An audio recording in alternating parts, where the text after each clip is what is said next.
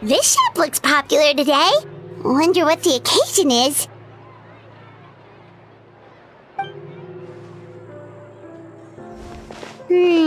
Butterfly Dew Cosmetics now on sale. Huh, looks like it. Oh, Sigewinne's here too! Hey there, Sigewinne!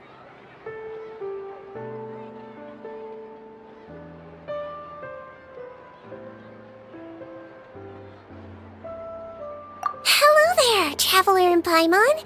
I hope you're keeping yourselves fit and healthy. You bet we are! So anyway, what are you doing here, Sigewinne? The Duke insists I take regular vacations in the court of Fontaine. This one just so happened to coincide with a promotion for a new skincare product, so I came over to take a look. I like to keep up with the latest industry developments when I can, to help me with my magazine articles. Wait, you write? For a magazine? Which one? It's called Beautés en Fleur, and it's run by the Fontaine Beauty Association. I've done lots of articles about skincare for them, using the pen name Maritime Flower. Oh, wow! You're a Maritime Flower? If Paimon's not mistaken, you're one of the leading figures in the Fontaine Beauty Association!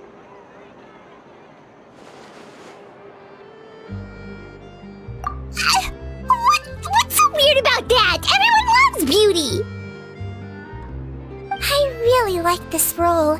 The staff at cosmetics shops are always so polite.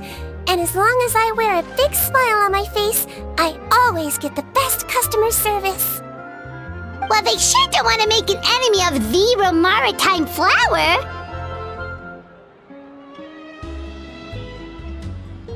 Obviously, it's because of Sigewinne's love for beauty. Still a leader of the Beauty Association? That's incredible. The truth is, I study this field because I cherish my own appearance. It has nothing to do with being beautiful or not.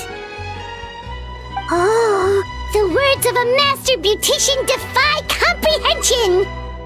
Oh, wait, you're saying that natural beauty is the highest form of beauty, right? Not really. Actually, Melusine aesthetics are very different from human ones. We don't view humans based on their appearance. If I had to describe our approach, I'd say it's based on cuteness. Oh! Really? Yep. Still, I really value my current appearance, and in the process of taking care of it, I've ended up learning quite a lot about skincare and It turns out, my knowledge and experience is pretty popular with beauty product lovers. It came as a big surprise to me, though. Oh, Paimon gets it now.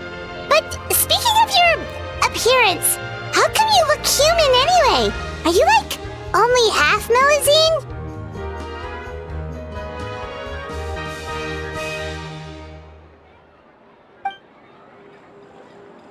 Ooh, wait, sorry. That was probably really offensive, wasn't it? No, I don't mind. I'm not mixed, though. I made a decision to turn myself into this form a very long time ago. If you're interested, I could tell you the story. A shape-shifting story? Oh, heck yeah, of course we're interested!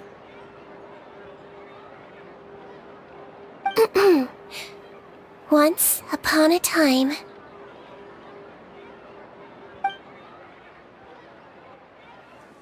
Long ago, humans rejected Melusines, and Melusines feared humans.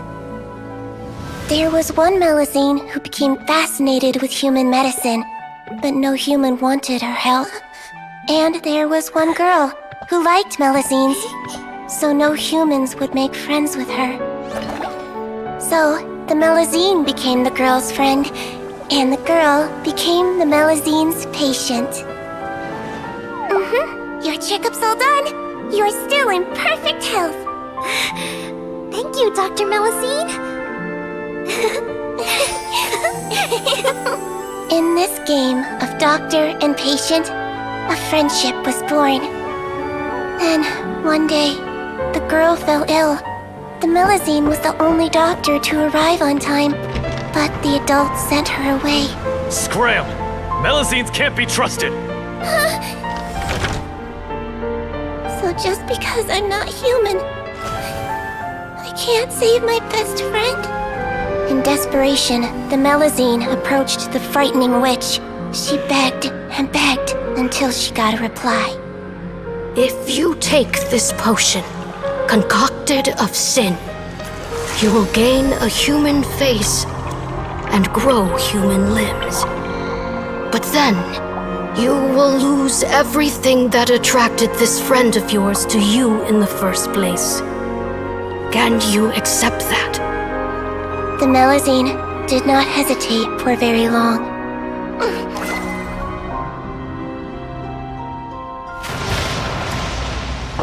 On a rainy night, a little doctor knocked on the girl's door. The doctor wore a hood and raincoat, maybe to protect her from the rain, but maybe also to hide a secret. The little doctor held the girl's hand and treated her illness, just as she had so many times before.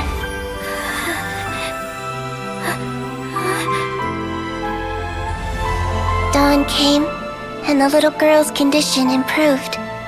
But the little doctor was long gone, for she knew her friend would never recognize her again. And so, since then, I've lived my life in human form. Most people who know me just think I was born this way. Ooh. A witch? A potion? Why does this sound like a fairy tale? Trust me, it's a true story. Must be the way you told it then. It just sounds so...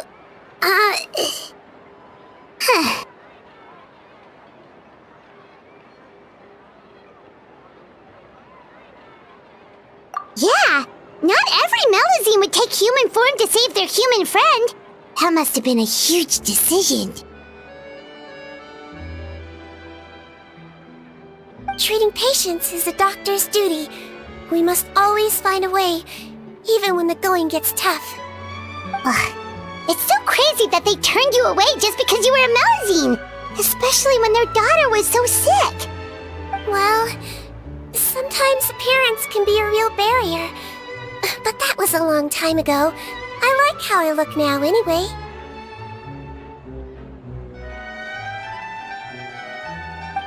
Too. You're super cute this way. Attention customers! Thank you all for waiting. Now, on behalf of our skincare partner, I'm delighted to announce that our exciting new product is now officially on sale! Well, there we go. Let's have a look, shall we? Oh, Paimon, if you want to buy any skincare products, I'll be happy to give you some suggestions. Really? Personal advice right from a leader of the Fontaine Beauty Association?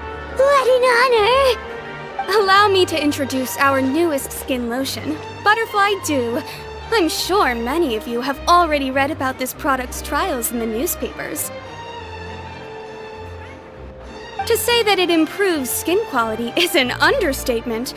This product gets its name from the way it transforms your skin and makes it glow anew, like a butterfly emerging from its chrysalis and spreading its wings for the first time. We are thrilled to have the inventor of this fantastic product with us here today. Please welcome Mr. Rawat, a researcher from the Fontaine Research Institute. Now, without further ado, I'll hand over to Mr. Rawat to tell you all about what Butterfly Dew can do for you. Thank you. Hello everyone, I'm Rawat, and I developed Butterfly Dew. Wow, what a looker. He's a researcher? Wow, he's really challenging the stereotype. It seems that everyone is surprised by my entrance. Or should I say, my appearance. I'm well aware that researchers are generally better known for their brains than their dashing good looks. In that regard, I do believe I break the mold somewhat. Of course, appearance is a skin-deep way of defining a person. And yet one's appearance can be a very real set of shackles, holding a person back in their life. It can rob a young person of their self-confidence when applying for a job, dissuade a young lady from approaching the one she loves. Our actions are at the mercy of our appearance, and we slowly become the very person that the outside world sees us as. But what if I told you that those shackles can be broken? If our appearance prevents us from changing, then let us first change our appearance itself. Wash away moles, birthmarks, and wrinkles, and they can no longer rob us of our confidence. Replace them with luster and radiance, and we shall never again hang our heads in shame. That is why Butterfly Dew exists. Its mission is to allow us to shed our pupae, undergo a complete metamorphosis, and embrace a new life. Well, whether it actually works or not, after that speech, Paimon's already sold! Mr. Rawat, could I ask if you've used this product yourself? Of course, I tried it many times while I was testing it. You can consider me a product ambassador. Wow, then it's sure to work! Still, I don't expect to convince you just by blowing my own trumpet. So, could I get a volunteer from the audience to try it out? Oh, Paimon volunteers!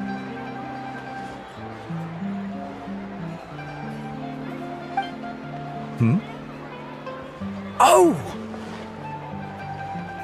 Ah, what an honor! It appears we have a giant of the Fontaine Beauty Association here with us. In that case, Miss Sigewinne, could we seek your most expert opinion on this product? Sure.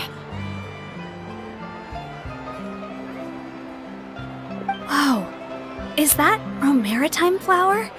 They say she's the pickiest user of skincare products in all of Fontaine. Here you go.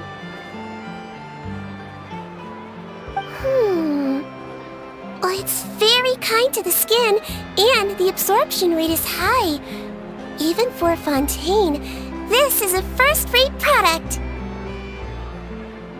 Wow, now that's high praise!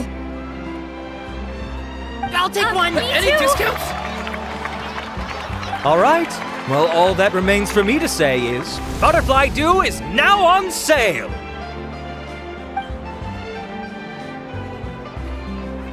Think we should buy a bottle too?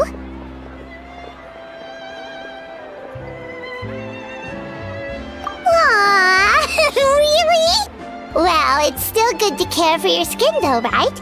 Paimon definitely feels kinda rough from being exposed to the elements all the time. And if you're worried about whether it's the right product for you, well, luckily for us, Sigewinne's here, so we can get an expert consultation.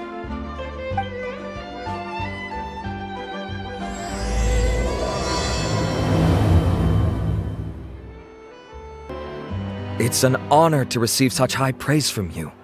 To be honest, I was also hoping you might be able to point out some flaws in the product so I can keep improving it.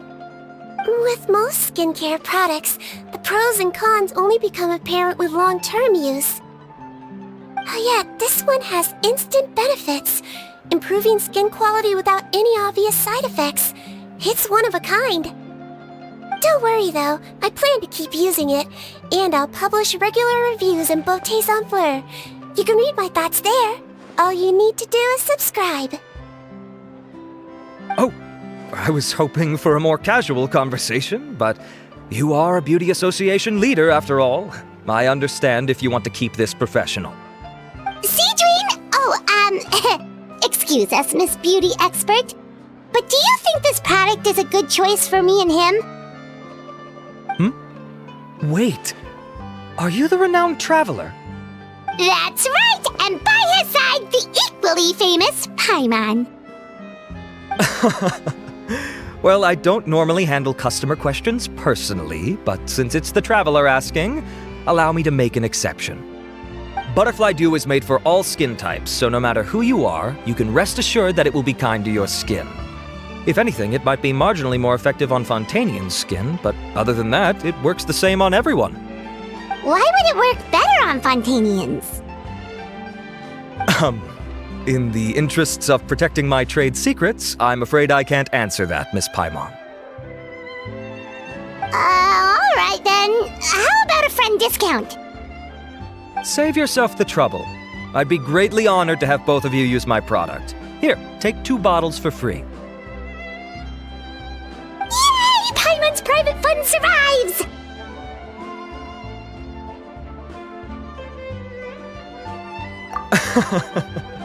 I can see why you might think that, but please don't misunderstand. This gift is simply a token of my esteem. There's no business motivation behind it. To me, finding new customers for Butterfly Dew is about meeting kindred spirits, fellow admirers of physical beauty. I consider it a labor of love. Admirers of physical beauty? Eesh, that's embarrassing to say out loud. It sounds so shallow. It's nothing to be ashamed of, Miss Paimon. Most people claim to desire inner virtue, but it's still physical appearance that turns their heads. This is a fact of life. It's only natural for people to desire to become beautiful, and that's exactly what inspired me to choose this research direction in the first place. You're right. Everyone loves beauty, don't they? Look at the time. My apologies, but I have other things to attend to. I'll leave you with these 2 bottles of Butterfly Dew, and I look forward to seeing you again. Paimon, I'd say there's no need for you and the Traveler to use this product for now. Why? Is there a problem with it? The quality is fine. I just think there's room for improvement. I think I could add some ingredients to the mix to make it more effective. Really? Then why didn't you tell Rawat about that? Researchers are a very special breed of human. You can point out their flaws to their face and they won't mind very much. But if you tell them that someone else could do a better job, now that'll make them really upset. If I'd mentioned it, he probably wouldn't have given you those 2 bottles for free. Fair enough, that makes sense. If you're interested in the more effective version, I can write up a list of ingredients for you. Just come get me once you've gathered them. When you say more effective, you mean it'll make Paimon even prettier? Ooh, how can we say no?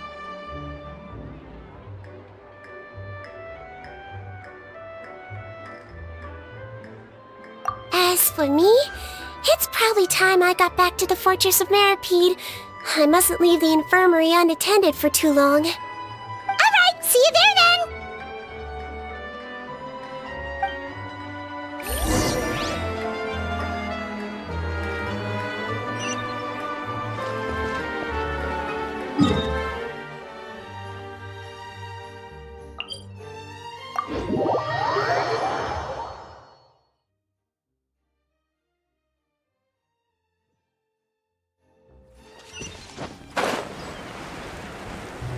Just up ahead, Traveler! The ingredients for Sigewinne should be nearby!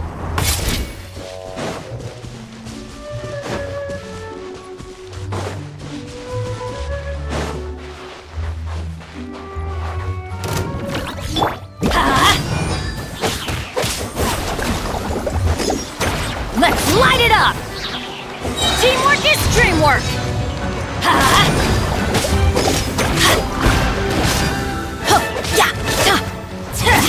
Let's light it up!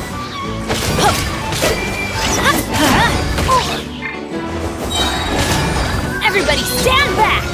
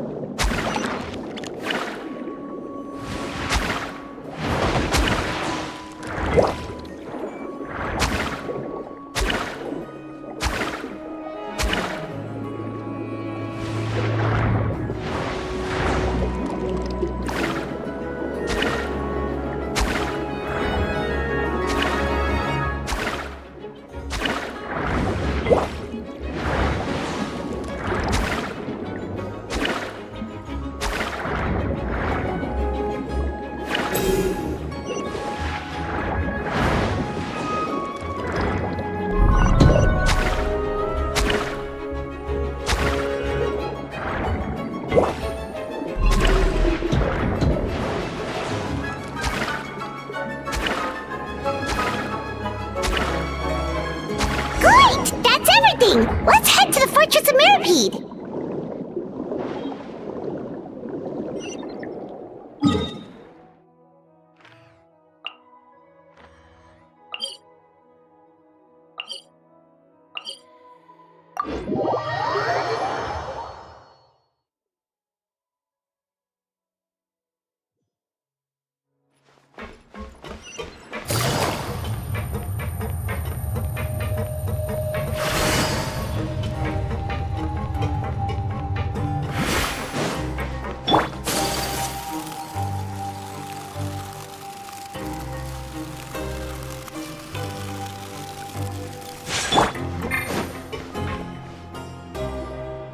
Whoa, the infirmary is packed! Please, you have to believe me. I saw it with my own eyes last night. Another me! He looked exactly like me. Got it? Okay. I've written down everything you told me. Now, I have a few tests to run. Take a deep breath, and don't worry. It's nothing to be nervous about. First, which finger am I holding up? Your index finger, but I'm telling you, my mental state is fine. I'm not crazy. Very good. Now, on to the next. Hey there! Your Grace, it's been a while, huh? Ah, it's you two. Indeed it has. I would offer you some tea, but I'm afraid the timing is unfortunate. Duty calls. No worries. Actually, we were looking for Sigewinne. Do you, know what all of this is about? This inmate came running to the guards in a panic, claiming to have seen his exact doppelganger. A doppelganger? Doesn't that just mean someone else kinda looks like him? And that's what I thought when the report first reached my desk. But we've inspected our records. No one even vaguely resembles him. Considering how certain he is of what he saw, I can only surmise that he's having some mental issues. So I brought him for a medical evaluation. Alright, very good. Take a sip of water and rest for a bit. Evaluation complete. I couldn't find any symptoms pointing to a physical condition. I see. So do you still believe there's more likely to be an issue with his mind than his body? I have to assume so for now. Psychological issues are more difficult to detect. At this stage, we can at least confirm that he is in command of his cognitive faculties. The rumor mill will go crazy if word of this gets out. Guards, take him to the ward for a period of observation. The Marechaussee Phantom has requested my cooperation on a case, otherwise I'd deal with this myself. Sorry for the trouble, head nurse, but I'll have to leave this to you. No problem, Your Grace. I'll add him to my observation list. By the way, we have a couple of guests here who have made the trip just to see you. I imagine it must be important. You probably won't need to add them to your observation list, though. Oh, Traveler! Paimon, it's you! Hey there, Sigewinne! It's actually not that important, but... I'll be in my office if you desperately need me. Goodbye for now. Okay, bye-bye! So, Sigewinne... Would you mind waiting for just a moment? I have another patient to see. Just find an empty bed and take a seat. I won't be long. Oh, sure! Sigewinne, we've brought him. And he seems to have taken a turn for the worse again. Okay, don't panic. Let's start by sitting him down here. Paimon had no idea how busy it can get for Sigewinne. Maybe now's not the time to ask for her help with skincare. Good point. Besides, it might actually be interesting to observe her at work. Well, this could hurt, so I suggest you take a deep breath first. Did his face melt? What happened to him? It's anyone's guess. His face melted off shortly after arriving at the fortress. But since he's a serious offender, he can't be allowed out for medical treatment. Best we can do for now is ask the head nurse to give him something to manage the symptoms. Oh, this is gonna be awkward. We still need to bring him to the Marechaussee Phantom for questioning. What if he scares them half to death? Will that be our fault? Marashose Phantom? Does this have something to do with the case Risley's dealing with? Yup, it was a huge case. They bagged a few dozen crooks in one fell swoop. And this guy's the baddest apple of the bunch. He harmed countless people. And now, it looks like it's all finally catching up with him. You done gawking? Not yet. I need to check the severity of your ulcers to decide the right dosage. Don't worry. We Melazines have a very different sense of aesthetics from humans. To me, he just looked like a little kitty with slightly scruffy fur, but still just as cute. Don't patronize me. Do I look like a kid to you? Just give me the meds and let me out of here. I already missed my cell. Hey, lose the attitude. You dare talk back to our head nurse like that again? Your days are numbered. Oh, it's fine. Okay, I'm going to apply the medication now. Tell me if it hurts, alright? Look how nice Sigewinne's being. And he still talks to her like that? What a nasty piece of work. Can I leave now? Wow, not a peep. What a brave little guy. Thank you, Sigewinne. And I apologize for the trouble. So, Traveler, Paimon, did you bring the ingredients? We did, but we don't want to interfere or anything. You're busy saving lives here. Oh, don't be silly. I agreed to it, didn't I? Just hand me the ingredients, and I'll make some time to whip it into the improved version for you. Take a rest here if you want. Or, if you're not tired, I hear they're holding a new pancreation tournament in the administration area. Or alternatively, is there anything we could help you with, Sigewinne?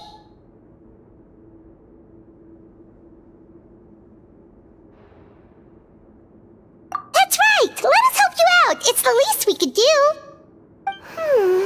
Good point.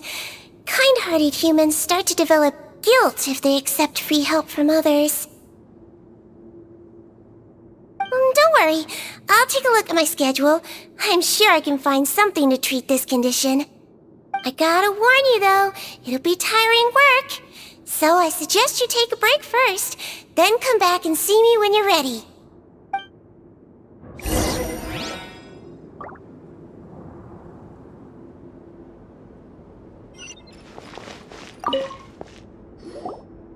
We're ready, Sigewinne! What's our first mission? I found the perfect job for the Traveler. First, I'd like you to lie down in this bed.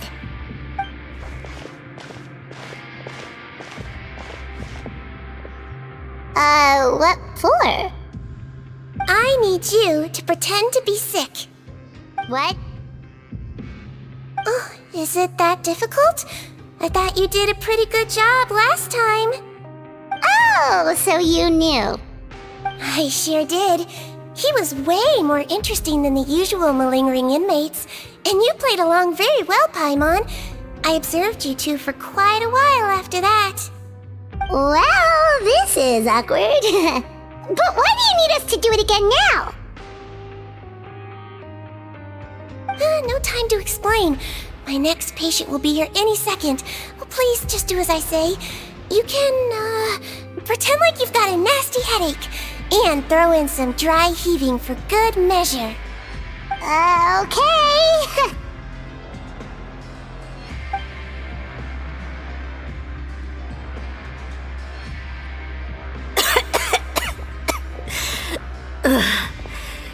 Hey, Doc, it's me. I'm only here because my mom won't stop pestering me about it. So annoying. Well, your mother has enough on her plate with a busy job. Well, the last thing she needs is to worry about you being sick as well. I know. I shouldn't treat the place like a playground. Shouldn't go swimming in the lower levels where we join up with the sea, because it'll give me a cold and distract her from her work. I thought I'd be able to have some fun here at the fortress for a few days, but it's always, don't do this and don't do that. All right, sit yourself down and I'll take your temperature.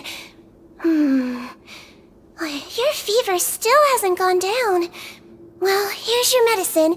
1 cup for starters, and we'll see if it helps. But Doc, it's so bitter.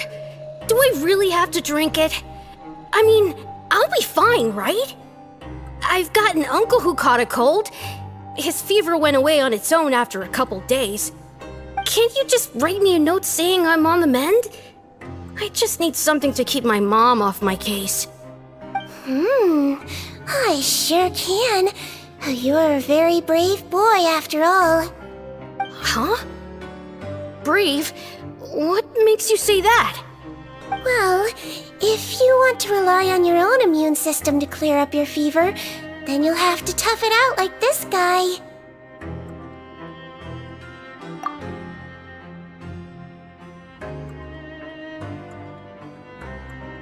Hang in there, traveler! Are you gonna puke? Paimon can get you a paper bag!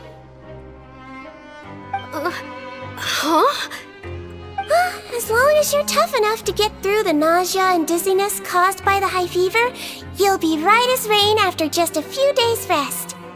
And if I'm not tough enough? Hey! Wake up! Wake up! Put it this way, at least you'll never have to see the doctor again, right?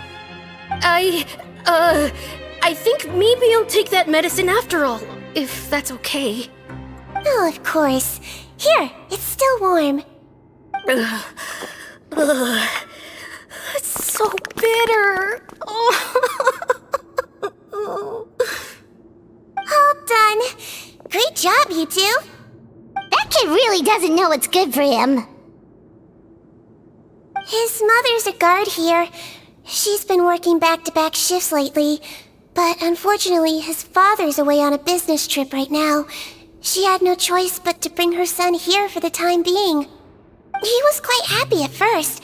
He seemed to think that the Fortress of Meripede would be all fun and games. So you made us put on that act just to scare a kid into taking his medicine? That's a pretty sneaky trick. Seems like there's a whole side to Sigewinne we never knew about. It's a technique I learned from my teacher. Oh, you had a teacher? Was she a Melusine doctor too? She was human. She passed away a long time ago. Oh, sorry. No, it's fine. I really liked my teacher, so it's always nice when I get to talk about her with other people. She was a traveling doctor, and since she didn't have a clinic, she'd go out and visit her patients wherever they were. Dealing with the badly behaved ones was her specialty. She used to say, if you can scare the little brats into taking their medicine, you won't have to hear them wailing and screeching when their condition gets worse.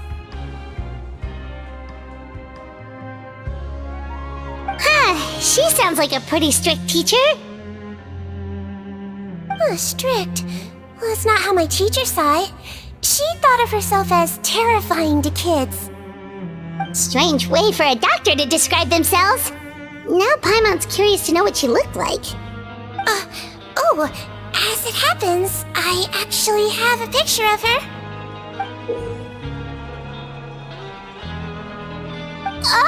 Oh, wow, yeah, okay, that'll terrify the kids. Yep. All the children she treated thought she was a witch. Why does it almost sound like you're envious of her? Oh, because I am. If she was here, all the children would take their medicine without any need for tricks. A doctor who looks like a witch. True, they wouldn't dare try anything funny with her around. Oh, me, on the other hand, it's hopeless. Children aren't afraid of me at all. That's actually a good thing, you know? Oh, my next patient should be arriving now. Would you mind lending me a hand again? Sure thing! On to the next mission!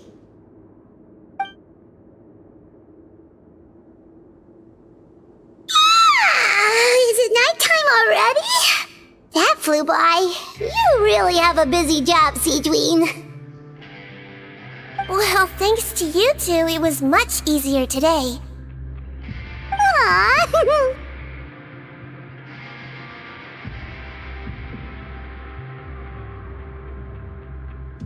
should we get some rest? It's getting pretty late.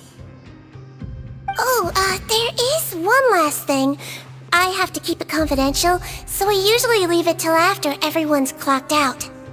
Confidential? Are you sure you can tell us? Well, it's fine.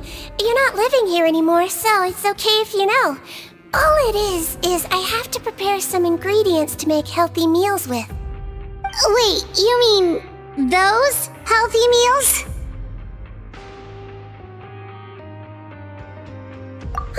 My patients refuse to eat any healthy meals I prepare in front of them, so I have to prep the ingredients in secret, then let the chef at the Coupon cafeteria handle the rest. Considering even the chef's version makes people uneasy, it really makes you wonder what's in it. You want to find out? I can teach you how to make it. That way, if you ever suffer from exhaustion on your future travels, you can prepare a healthy meal for yourself. It's really good for you, you know. Sure? Guess we can help out one more time.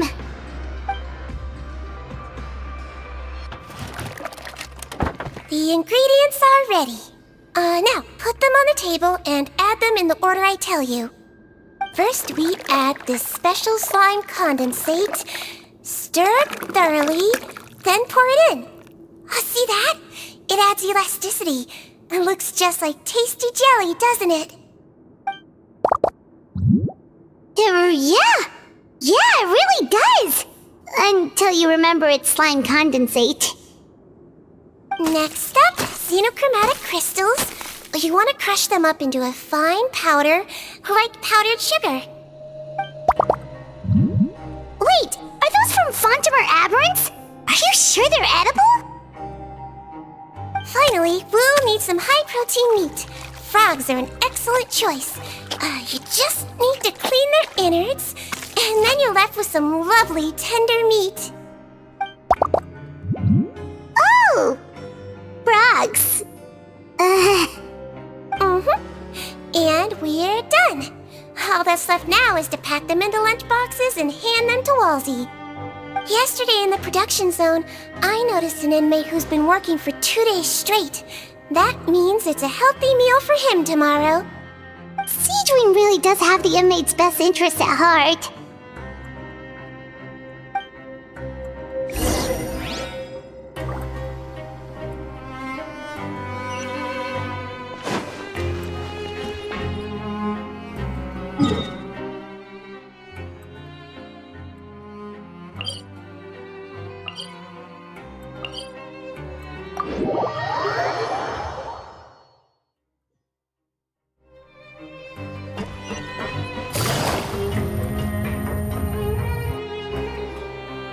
Ah, head nurse.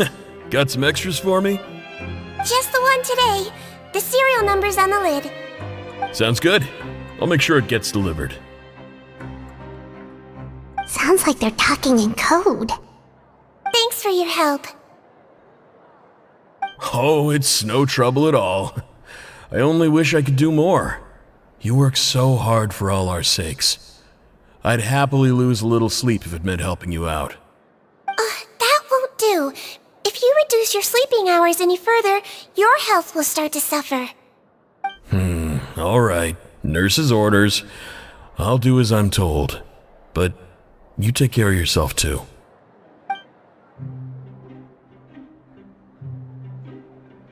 Well, I'm done with work for today. Thanks for helping out, you two. Seems like the guards and staff here have a lot of respect for you, Sigewinne. In just one day of helping you with your work, it feels like we've done a lot for the fortress. Head nurse, please, wait. I'm sorry to disturb you this late at night, but I think you'll agree, this is urgent. Okay, just relax and catch your breath. What's the matter? The guard at the observation ward, Odilon, he told me to pass on a message to you. One of the inmates there, the guy suffering from possible hallucinations, well, he seems to have made a sudden recovery, and now he wants to apply for permission to leave the ward. Huh? Already? You were right to tell me. I'll have to examine him and make sure he's well before we discharge him. Looks like we've got one job as medical assistants left. We'll come come with you.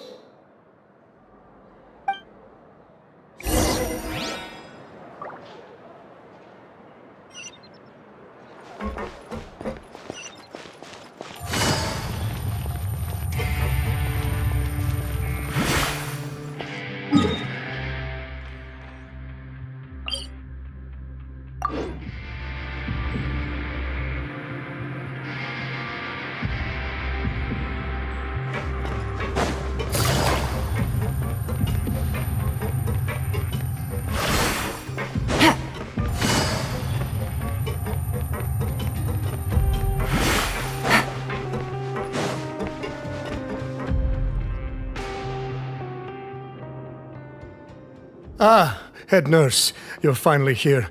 I'm so sorry for all the trouble I've caused you, but I believe I've now made a full recovery. After giving it some thought, I'm sure that I was probably just seeing things. Stress-related, I imagine. I'd been working long hours, so I definitely wasn't in the best state of mind.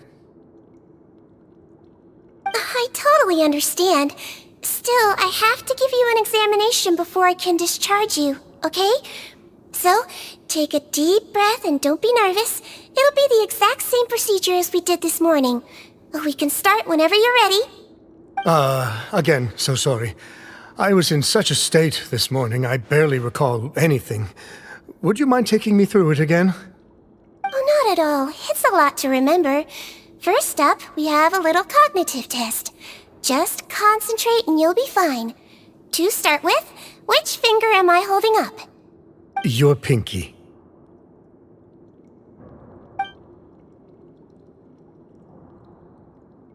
Alright, all indicators seem normal.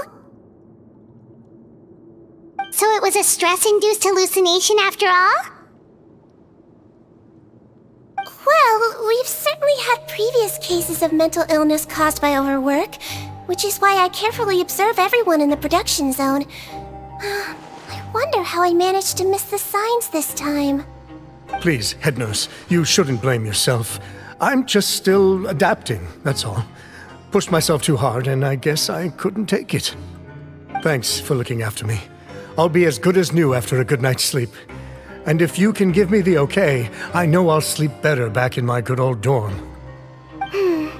It can be difficult to relax in an unfamiliar environment. Alright then, you can leave the ward. I suggest you take 2 days off to focus on your recovery. I'll take you off the observation list for now, so you're officially discharged. Great. I can't thank you enough, head nurse. Mr. Odilon, could you escort him back? Of course. I'm on guard duty in the administrative area tonight, so nothing will go wrong. You have my word.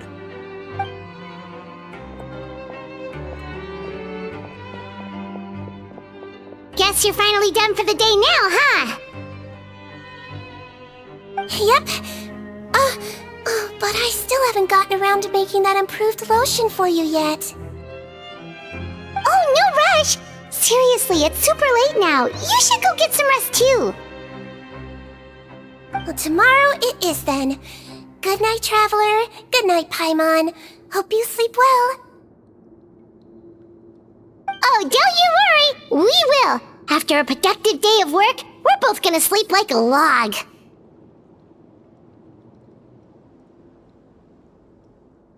Yeah, sleep tight, Sigewinne. See you tomorrow!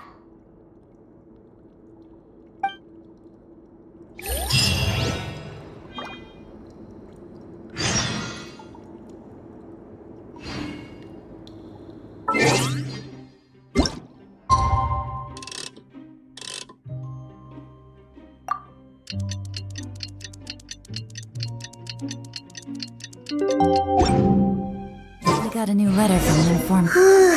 Paimon really did sleep like a log. Let's go find Sigewinne.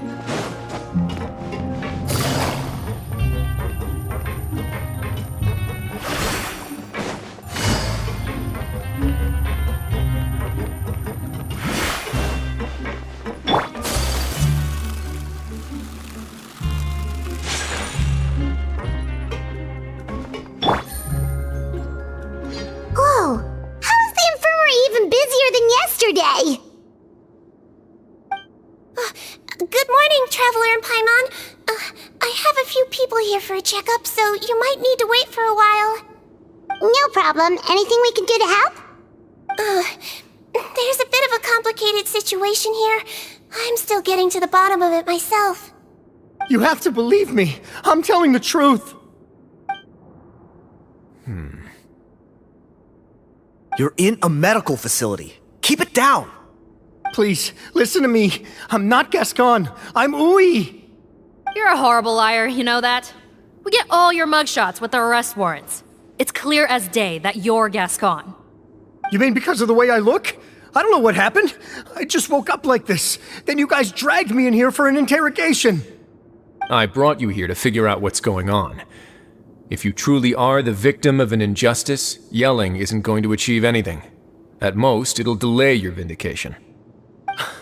All right. I get it. This is nuts. Yesterday's interrogations went fine, and now this. Morning, Your Grace. What's going on? Remember the case I mentioned yesterday? The one brought to me by the Marechaussee Phantom? Well, we've been questioning the inmates involved this morning. Every single one of them is claiming mistaken identity. Huh. That's even weirder than what that guy was saying yesterday. The thing is, none of them have been able to provide any evidence whatsoever to support their claims. Questioning them further got us nowhere, so for now, we've brought them to the infirmary. And we thought yesterday was as busy as it got for Sigewinne. We've compiled their statements. Have a look. Perhaps there's something we missed. Wait. Release? Interesting. The inmates they spoke of in their statements appear to all be due for release today. I noticed that too.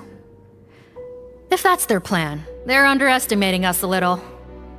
Every serious offender claims that there's someone else who just so happens to be due for release today. And they're expecting us to go along with that. All the more reason to be cautious. Lumberzar, check the release list for today and make sure no one gets processed. We're gonna need an excuse, though. Just say we're out of forms, and that we're furiously printing more as we speak. I'm on it. It's conceivable that our group of serious offenders somehow found a way to switch places with inmates who are about to be released, so they can walk out right under our noses. We did consider that possibility. But I mean, just look at them. They match the warrants, period. How could there have been a switch? Only if they're dead ringers for the inmates due for release, I suppose. I gave you that name list yesterday to assist in your investigation. Did that help? Yes, the inmates' mugshots were attached to the list. The first thing I did was check for lookalikes, and I didn't find any. The only other thing that stands out to me is that their voices sound a little different today. But it's not exactly hard to put on a fake voice. Oh, really? What does our head nurse make of all of this? Give me a moment. I think I have a way to confirm whether there's been a switch. I know, it's not time to change your dressing yet, but please bear with me. Huh? Isn't that the guy from yesterday? This should be Honore. He has very severe facial ulcers, which require an operation in the hospital at the court of Fontaine. I authorized him to leave the fortress for medical treatment under guarded escort. Yes, like I told you. I'm not Potton. I'm Honore. So there has been a swap. Well, I can see what happened in Potton's case, but how do you explain the other inmates? You're not telling me their souls switched bodies, are you? No, I believe it was their faces that got switched. The method is a bit like replacing a tooth. Take the bad tooth out, put a false one in. And actually, I think I can prove it to you. Traveler, Paimon, do you remember Eric from the other day? Yeah, sure do. Then you can be my witnesses. To start with, please fetch the inmate who claims to be Eric.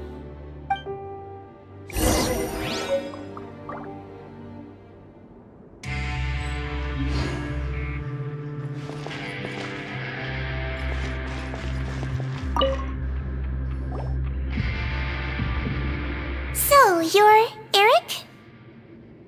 Yes, head nurse. It's me. You do believe me, right? I need to do another examination on you. Same procedure as yesterday. All right. It's the cognition test first, right? So I need to concentrate. Now, try to recall if you can. The last time we did this test, which finger did I hold up? I believe it was your index finger. But that means...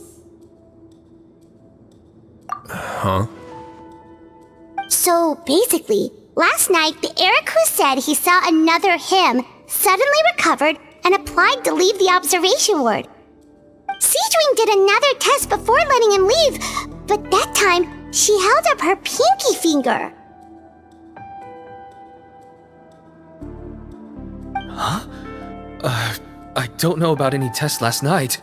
There was nothing to do in the observation ward, so I went straight to bed. Then I somehow woke up in a high-security cell.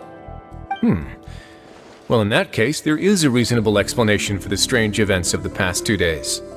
So, what exactly happened? The gang of serious offenders wanted to break out of prison, so they identified a group of scapegoats, namely inmates whose terms were almost up, and planned to switch appearances with them. Last night, when Odilon was on duty, they ambushed him and had one of their group switch appearances with him using their face-swapping method. That allowed them to avoid scrutiny from the other guards.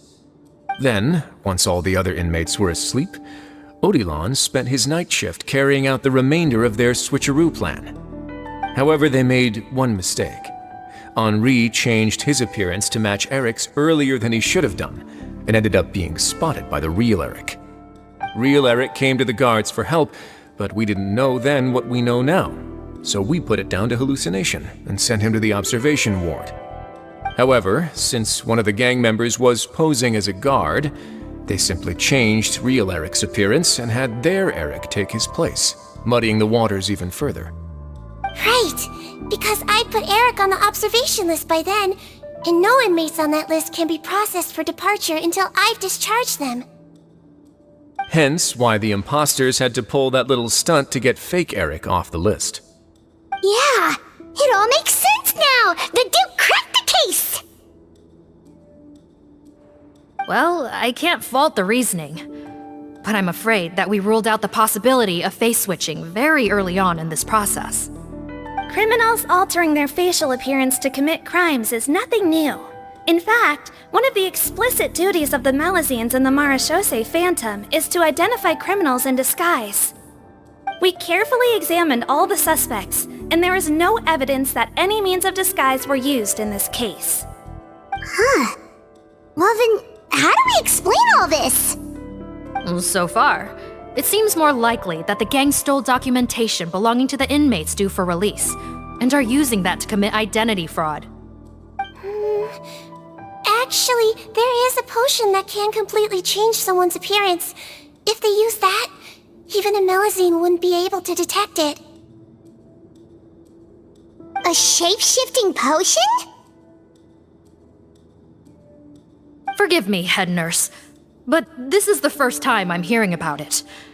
If such a potion truly existed, it would jeopardize our entire investigative process at the Marechaussee Phantom.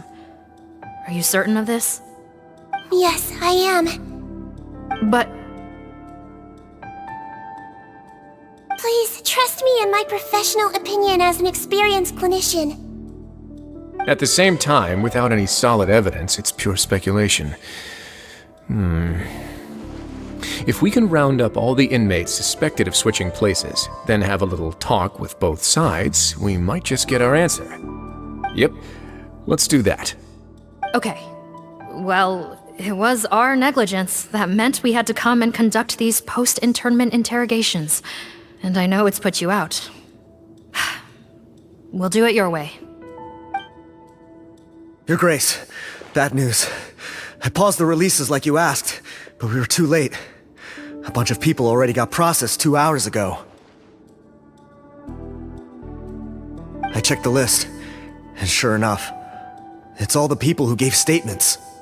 2 hours ago? That's before today's interrogations began. They had this all planned out. So there really was a switch after all. They really pulled the wool over our eyes on this one. We should be able to catch up with them if we leave now, right? Not if that potion is real. They can just switch faces again after leaving the fortress. And if the Maréchaussé's Melusines can't even spot them, we wouldn't know where to start searching. Yikes! So we're at a complete dead end!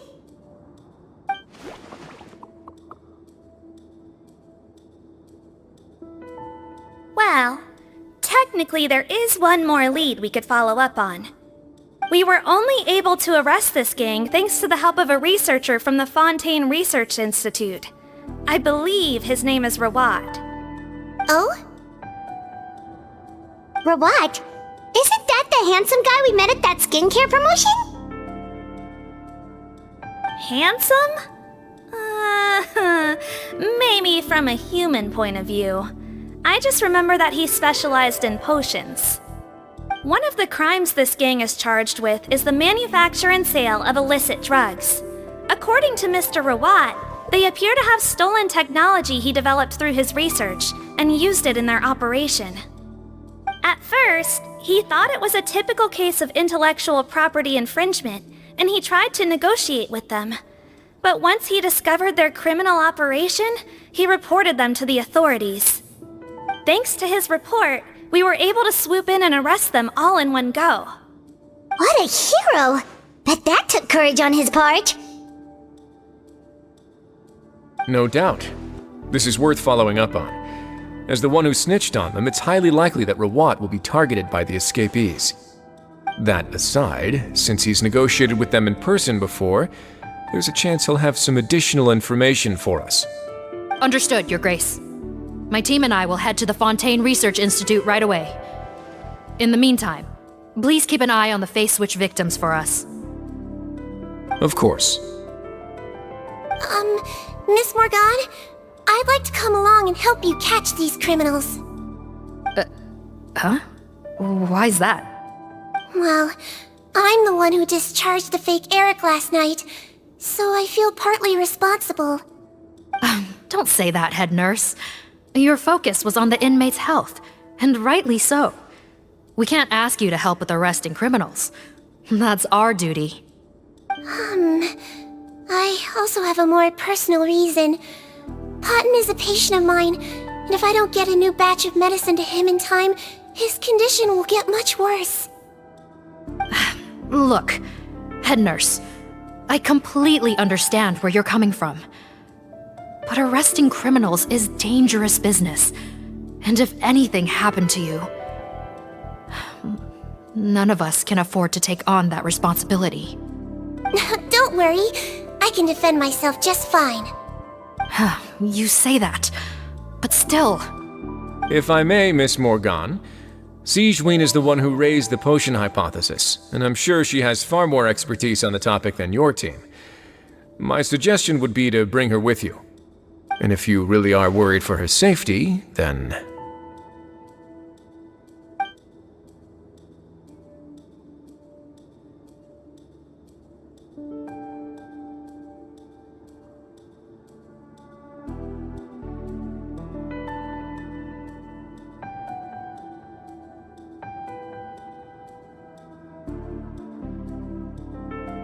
Ah, there you go, right on cue. Knew I could count on you.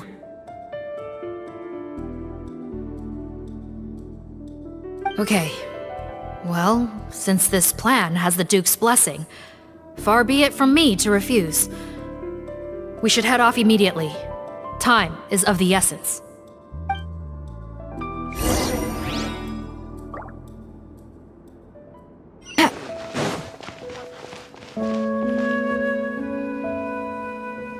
Greetings. Sorry to impose, but I'm afraid we're here on urgent business, and we're gonna need you to cooperate. The Maréchaussé Phantom. Let me guess, you're investigating some more legal research? Not this time, no. We're looking for a researcher. Do you know where we might find Mr. Rawat? Rawat. Oh yeah, Mr. Handsome, right?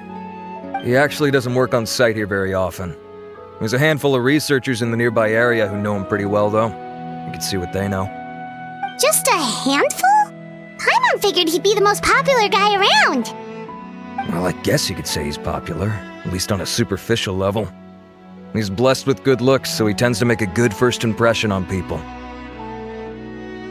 But in all his time here at the Fontaine Research Institute, I don't think he's ever had a single deep conversation about his research with his peers. That's no way to make real friends around here.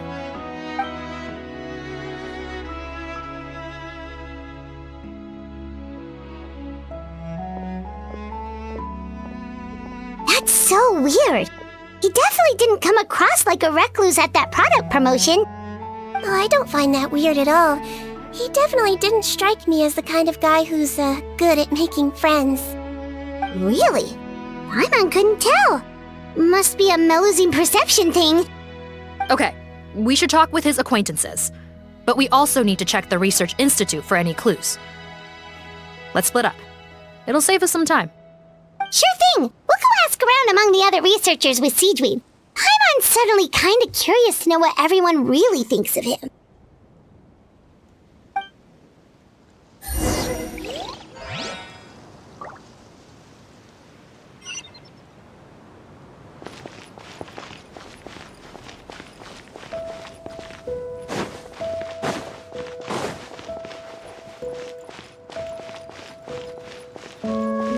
Take it easy.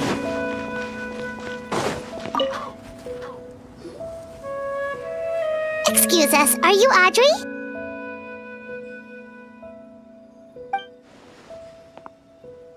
That's me. What is it? Are you close friends with Rawat? We're trying to find out where he is. Close friends? You mean because I told him I had feelings for him once? I doubt I'm the first or last at the Institute to make that mistake. Why would you single me out as a close friend? I should have known, really. Men like him, they just enjoy being surrounded by fawning women. They're not interested in a serious relationship. Okay. We were just kind of wondering if you might know where we can find him. Why would I know where he's at? I barely know him, and he probably doesn't even remember me. Ugh, this is getting annoying. Shall we go ask someone else?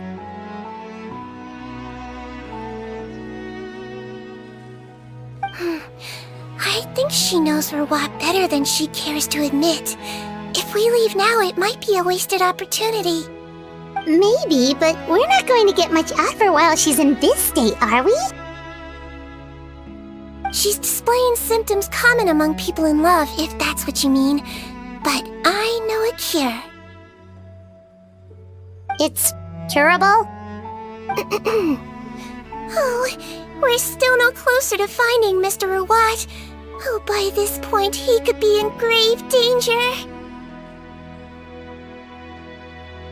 Danger? Wait, why are you looking for him again? Oh, that's right, yeah! The Marechaussee Phantom said that he's been targeted by some pretty bad people. We need to make sure he's safe. What? How has this happened? He seemed fine when I last saw him, and that was only a couple of days ago. Just happened to run into him, of course. Oh, I see. Well, do you have any thoughts on where he might be right now? Okay, but this is purely out of concern for his safety. If he's not at the Institute, he might be at his mother's place. I heard she raised him alone, that they had it pretty tough financially, and these days she's housebound due to illness. He makes regular trips back home to check on her. Oh, okay. Do you know the address? Nope, sorry. I only found out the thing about his mother because it came up in conversation once. I was just trying to find out more about him, so I could get to know him better. When I told him I had a crush on him, I offered to help him take care of his mother. And yeah, maybe that was a stupid idea, but did he really have to yell at me for it? It's like, fine, I can take no for an answer, but what's with the temper tantrum? Unbelievable. These guys only want to show you their charming, well-groomed exterior. They can't stand it when a few home truths shine through. Looks like her love syndrome is flaring up again. We need to find out Mr. Rawat's mother's address. Let's check with the Marechaussee officers when we regroup. Cool, sounds like a plan.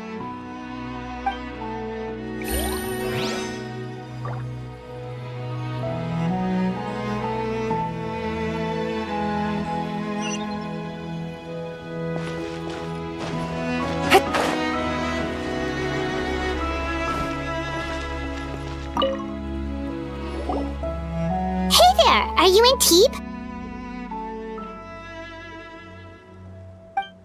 What do you want? We're here to ask about Rawat. Any idea where he might be? We were told you were pretty close with him. Close? Not sure that's the word I'd use. He wouldn't even let me use his patent. Huh? It's been a good few days since I last saw him. I don't know where he's at. Go ask someone else. Would the patent in question happen to be related to the new skincare product he developed? Yeah, kinda. Butterfly dew, or whatever he calls it. I heard he made a tidy sum off of that one. Okay, now we're getting somewhere. Keep going. Most of the other researchers here focus on mechanics, energy, stuff like that. I get why he wouldn't be interested in having anything to do with them. But I'm studying coatings. There's a huge overlap in our areas of research. Why would he refuse to work with me? I bought his product once and noticed it contains a unique substance that might have applications in coatings too. If it worked out, I could probably make as much as he's making. Don't get me wrong, I had no intention of plagiarizing his work. I was hoping to get official permission to use his findings in my own research. Followed the proper procedure. It was all above board. I would have had to pay him a license fee and everything. But despite that, he turned me down not once, not twice, but 3 times. It's like he's vehemently opposed to the idea of anyone else making the kind of money he does. Huh, so is Rawat antisocial, or is this guy just jealous?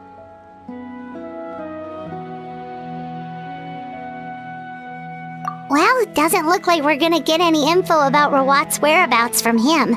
Let's go! Wait, 1 second. Mr. Antibes, next time you go shopping, you should buy some Buell fruits.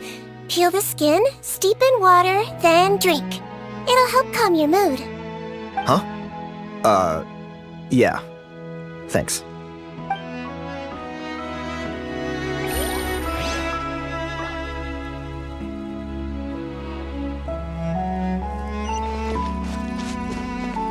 Take it easy.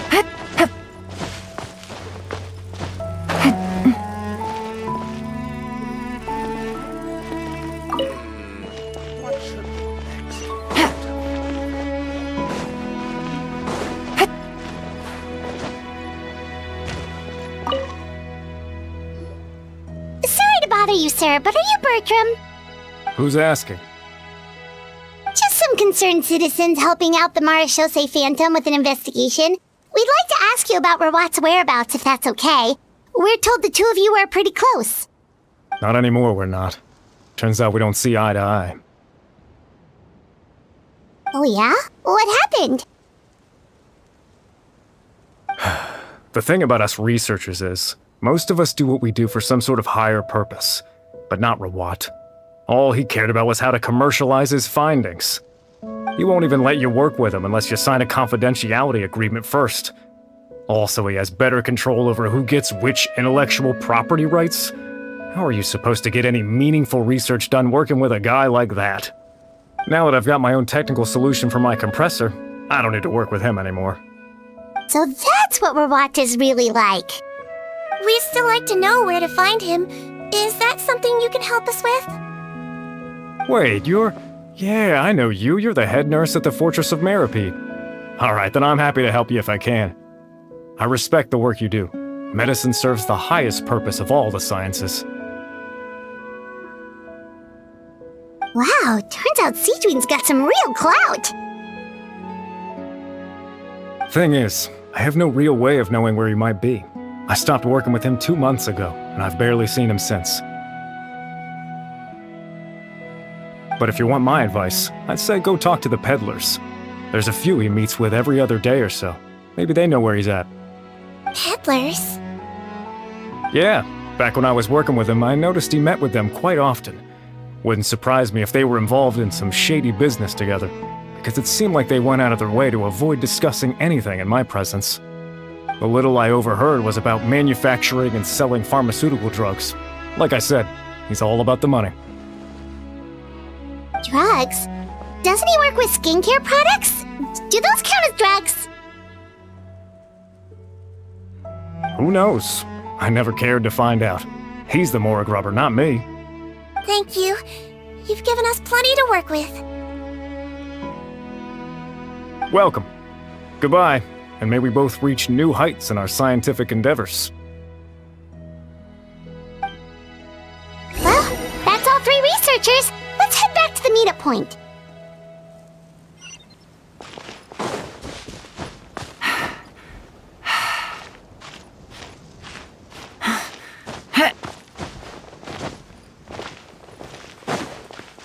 Take it easy.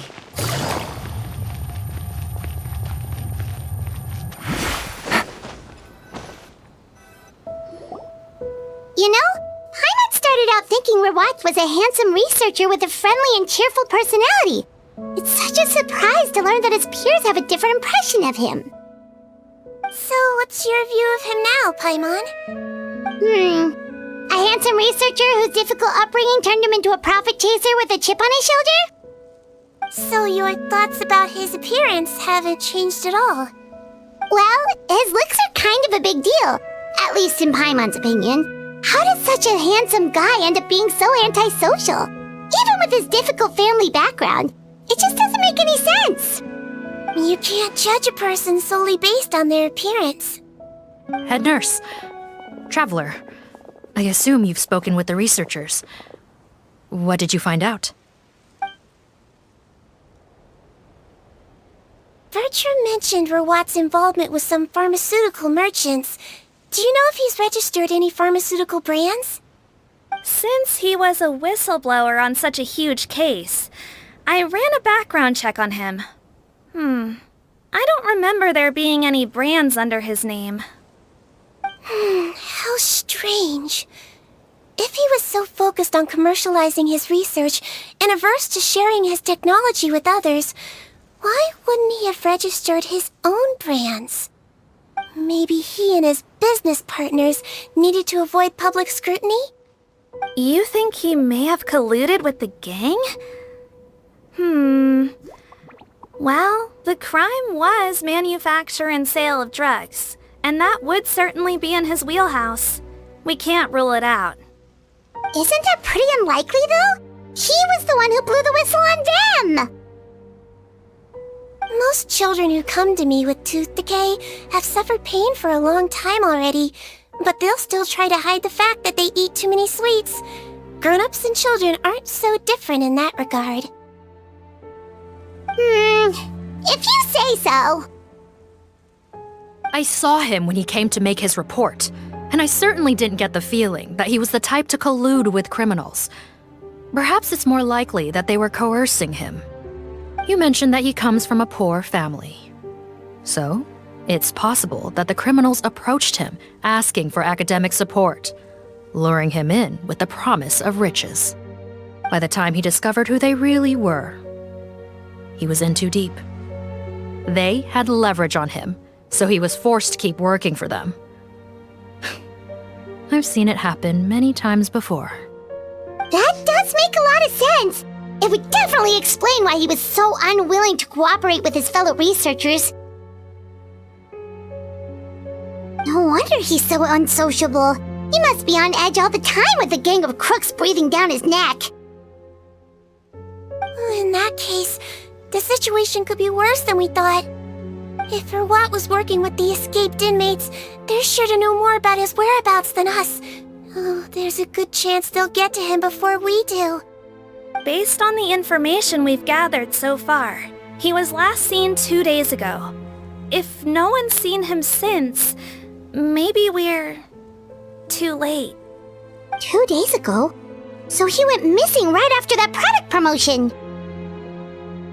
That was the same day he reported the criminals, too. Not a good sign. Don't worry, everyone. I believe we still have a chance. Since he disappeared right after blowing the whistle, it's likely that he's gone into hiding. Yeah, he must have been worried that they'd come for him. All the more reason to find him as soon as possible. The only lead we have at the moment is his mother's house, which you mentioned earlier. Seath, think you can find the place? Yep. When you register a brand, the court of Fontaine requires you to provide a legal address. The one Rawat wrote down was in the outskirts of the city. That should be the place. Okay, then there's no time to lose. Let's move.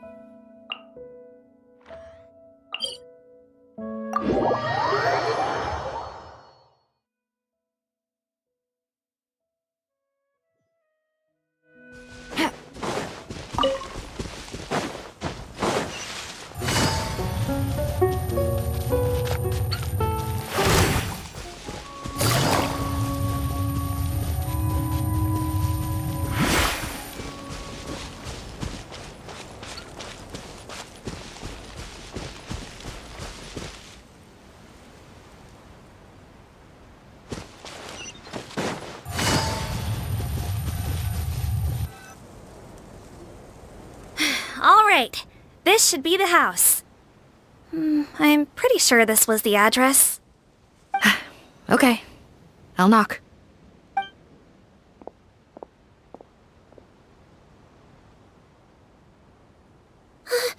Sounds like whoever's inside has restricted mobility. Oh, it seems serious. Oh, what's the fastest way to get this door open? Break the door down? No, I'll handle it. Let the expert deal with it. There'll be a mountain of paperwork if we damage a citizen's property.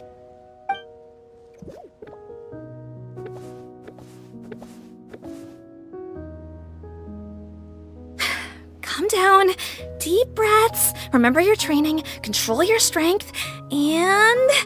it's open! Seath, take a few people and lie in wait. Keep your eyes peeled for any activity around the house. The Traveler, Head Nurse, and I will go inside.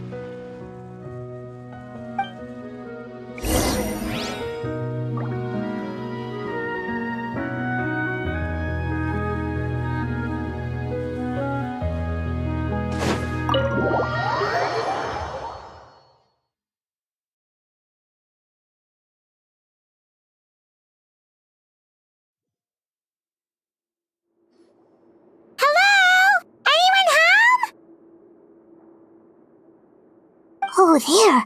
On the bed, there's an old lady. That's gotta be Rawat's mother, right? She doesn't look like she's in any state to be answering our questions, though.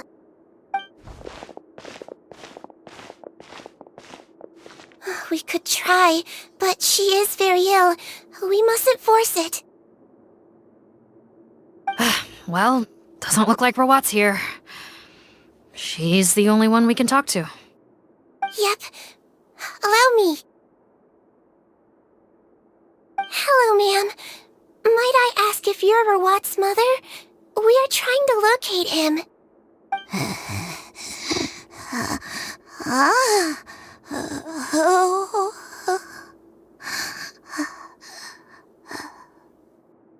Hard of hearing, perhaps. Does anyone have a picture of Rawat? I have one here. I'd like to show you a photo, ma'am. Is this your son? Do you know where he is?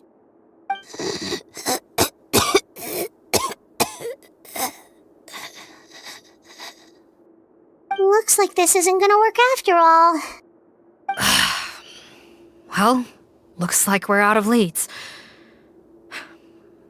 If Rawat's not here, things are looking very bad for him. Is it possible he could have avoided returning here because he knew he'd be in danger? Maybe.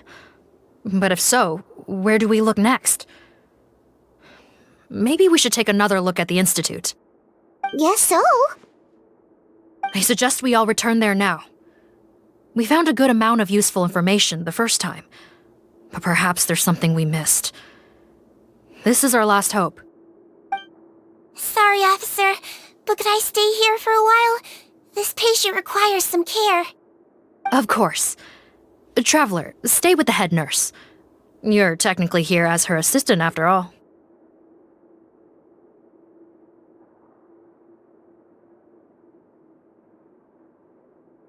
Also, I'd like some Marechaussee members to stay as well, and keep an eye on the area. Why's that? If Rawat knows how serious his mother's condition is, he will return. Got it. Okay, I'll tell the squad members in hiding to stay put and keep a lookout. Thanks for helping me out yet again, Traveler and Paimon. No problem. But when you say her condition is serious, do you mean... Yes, she's barely clinging on to life. Oh. Let me take care of a few things first. Could you pass me the towel over there? Yeah, of course.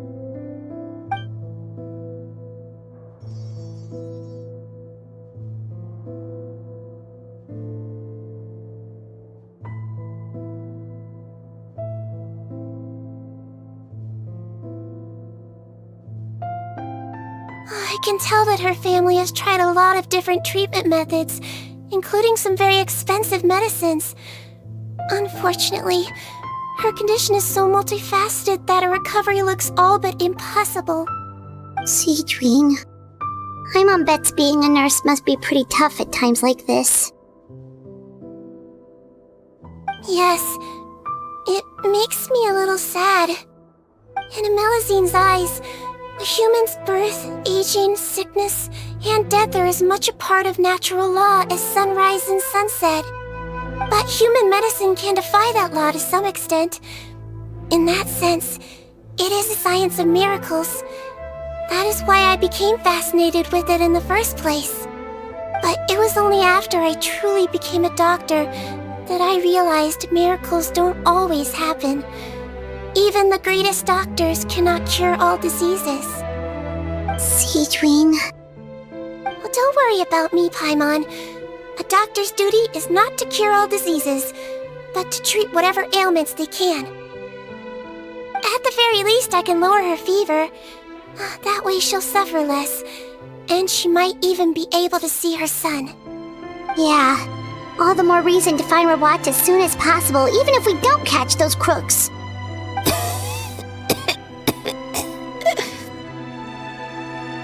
Oh, her fever is getting worse. Could I get some hot water? Sure, we're on the case.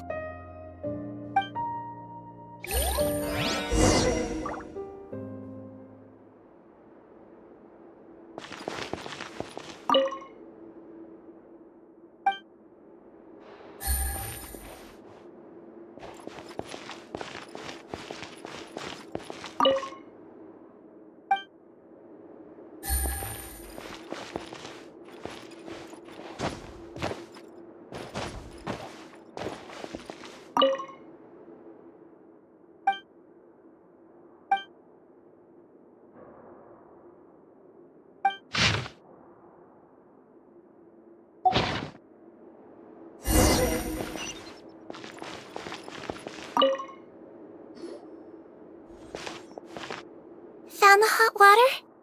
Sure did. And look what else we found. Judging by this journal, it seems like Rawat has a private lab. There's a good chance he could be there right now. We gotta go tell Officer Morgan right away. Oh, that's great news. But hold on just a moment. The wet towel is ready. I'm giving you another injection. Are you feeling better now?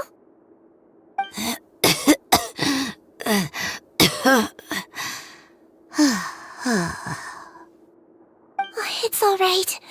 We'll go bring him back. Please hang in there. Thank you.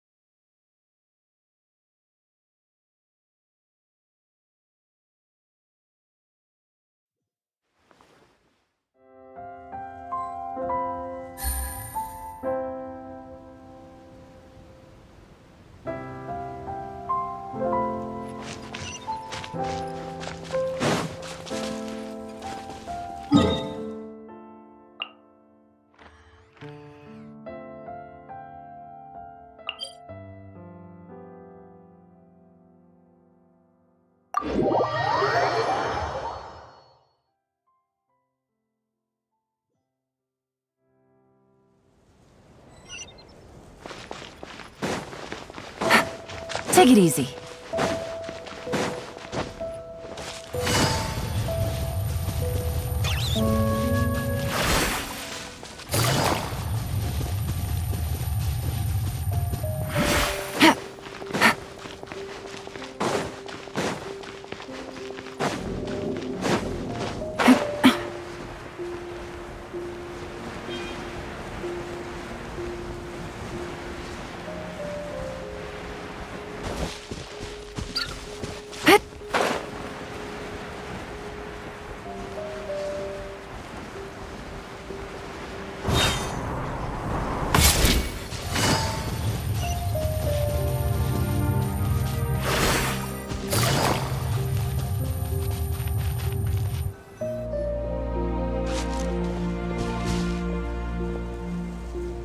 It's Officer Morgan! They're already here!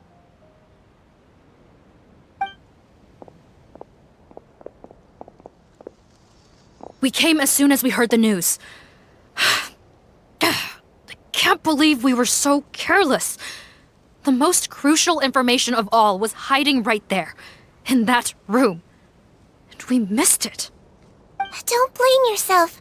Right now, we need to focus on finding a way in. There's a mechanical door over here! Hopefully the instructions in Rawat's journal will help us open it.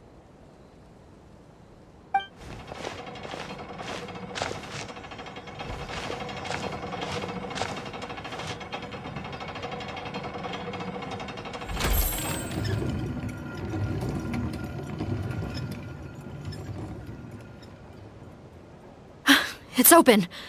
Let's go in.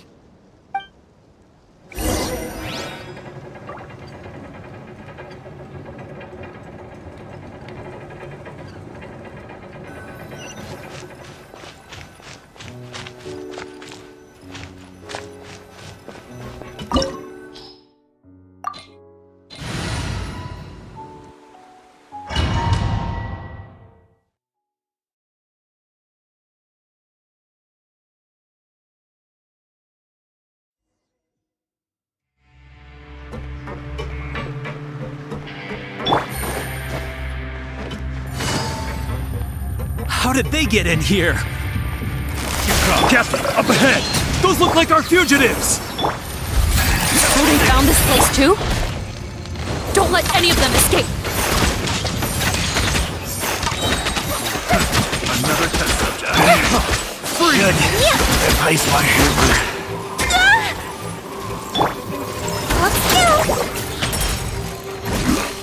Don't slip and fall! Now I'm mad! That tingle? Kamisato art! Sumeru! I'm going in! The fuse is lit! Picked the wrong test subject.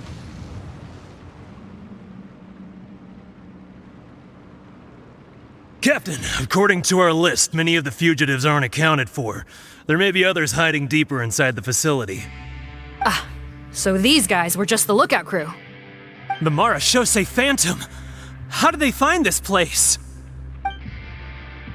Wait, it's that guard from the fortress! That's right, I'm on your side. The Duke sent me. What's the matter? Some sort of mix-up? Mr. Odilon, didn't I tell you a few days ago that you need to stop all field work until you've recovered?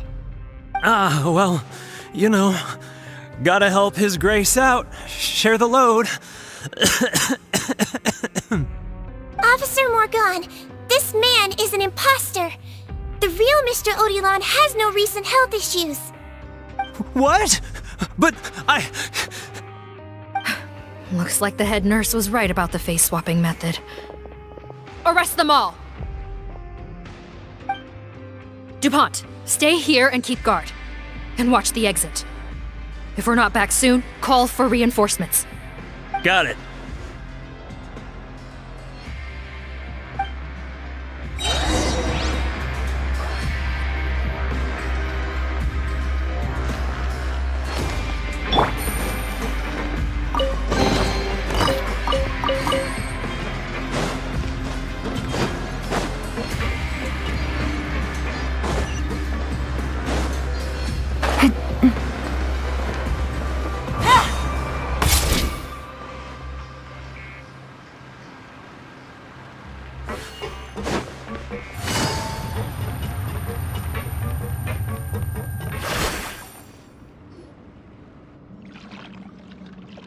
So many jars.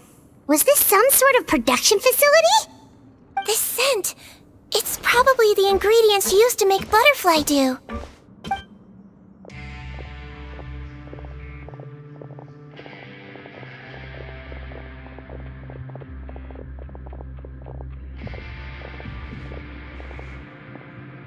How come they're all empty? Did it sell so well that he ran out of supplies?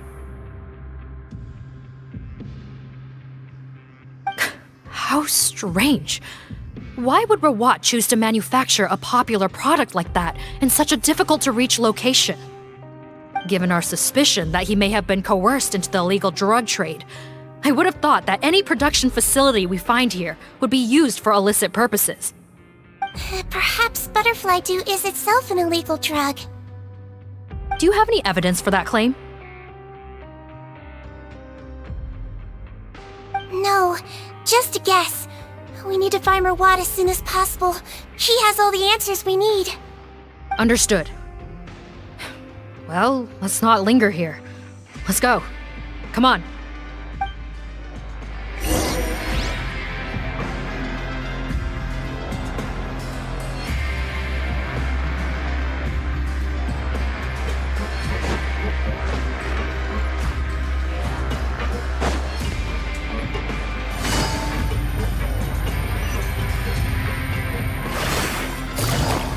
Doesn't look like we're gonna get this door open. Let's find another way around. Yeah.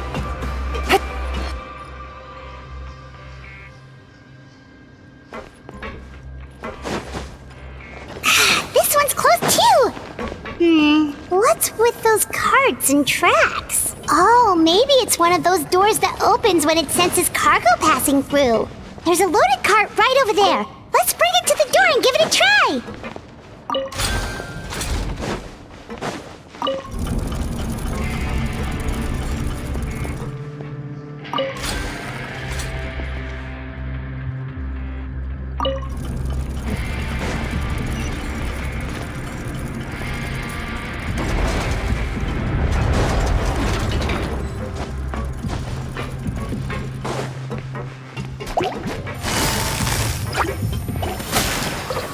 He might feel a little prick. Let's see.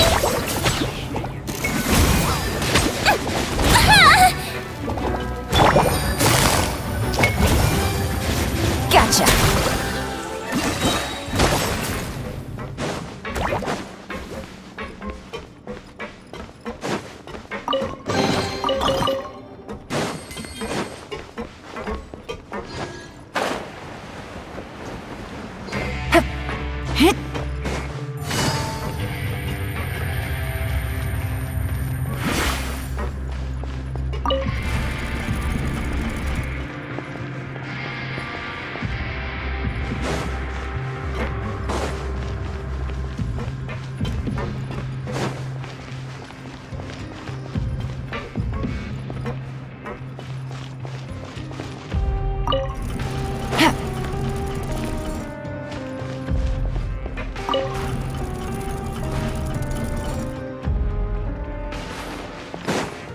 Take it easy.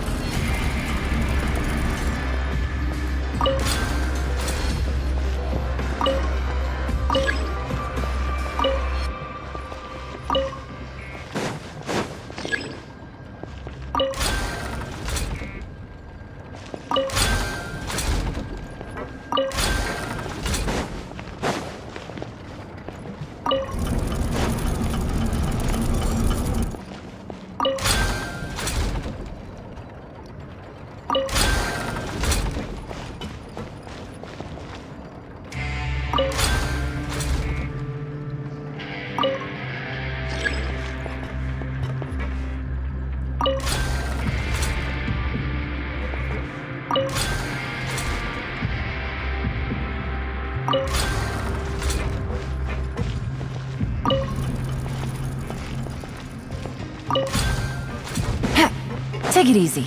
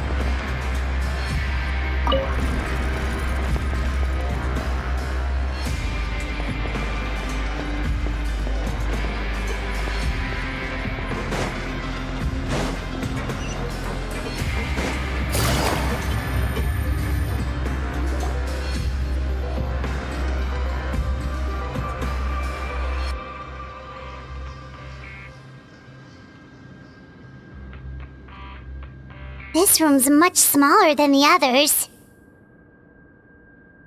Judging by the implements on the table, this looks like a potion-making lab. Head nurse! Over here!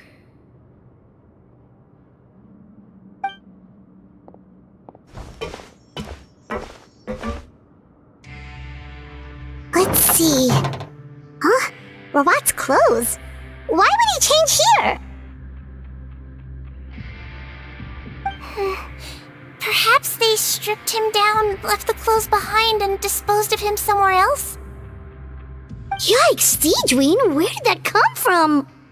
Oh, what a tragic way to go. Especially with such a bright future ahead of him.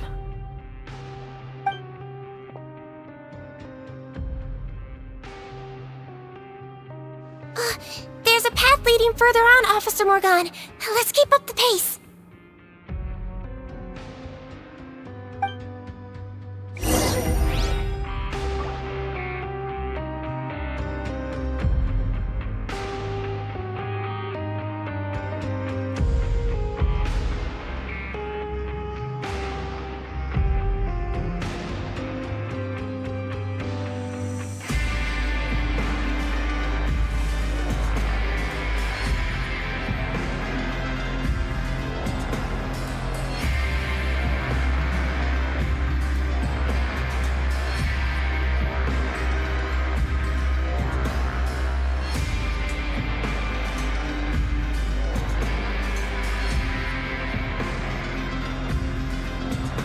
Whew, good roll.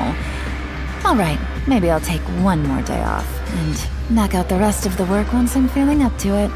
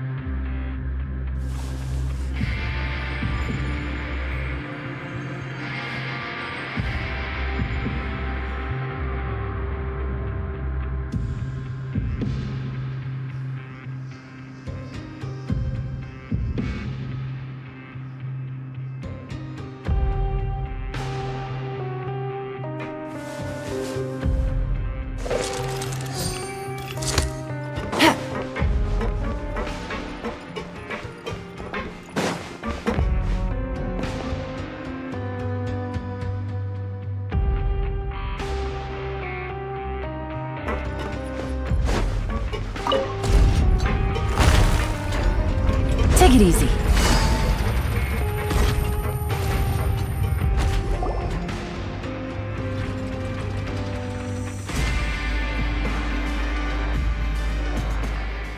Shh! There's a whole bunch of people in there!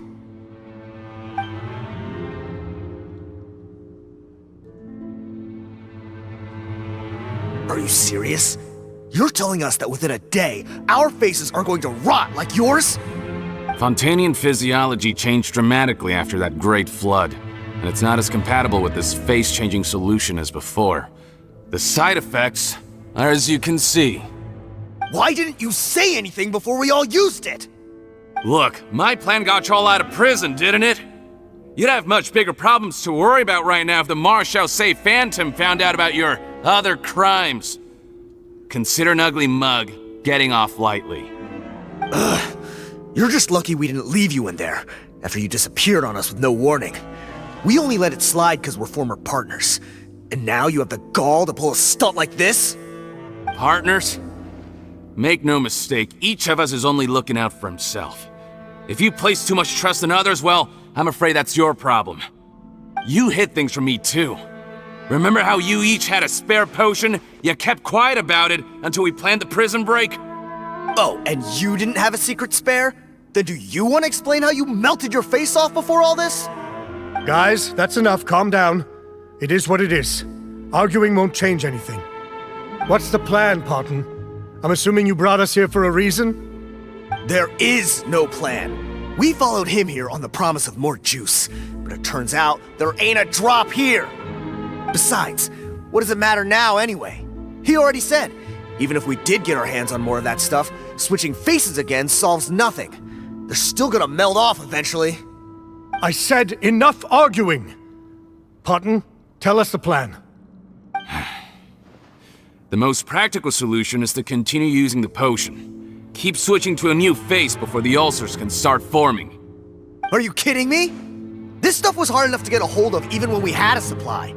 Now you're asking us to use it like skin lotion, after the flood all but wiped the supply out? Well, there is another option. But you'll have to make a deal with me first. Okay, now we're talking. What's the deal? I have a document I took from that researcher that details how to make a replacement. Just give me one bottle of the undiluted fluid, and I'll get to work. What's the problem? I thought you always kept reserves. Or do you really just have one spare bottle each? What do you think? That we were shipping them into the fortress of Meripede by the basket load? Well then, say hello to never showing your marred faces in public again. Ugh, I've heard enough! Get him! Let's see if that document even exists! Freeze! Marechaussee Phantom! What? Who let them in? Officer Morgan, before anything else, please find out Rawat's status. Rawat? I don't see him. Hand Hand over the hostage now! If you want any chance of avoiding an extension to your sentences. Spare us your condescending attempts to coax us back to our cells. You think we're looking to negotiate? Rawat is dead. Pardon? Arrest them all! Don't let anyone get away!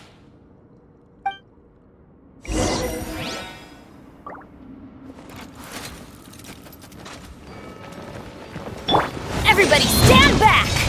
Here comes the catch. Time for a light show! That didn't count!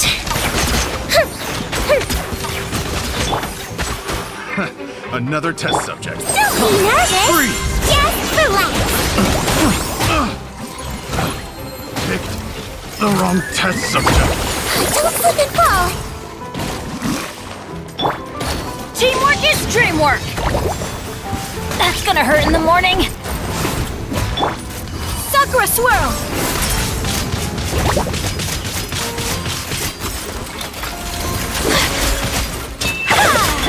Busted. Fire hazard! Things are about to get dicey. Why do they never miss? Everybody stand back!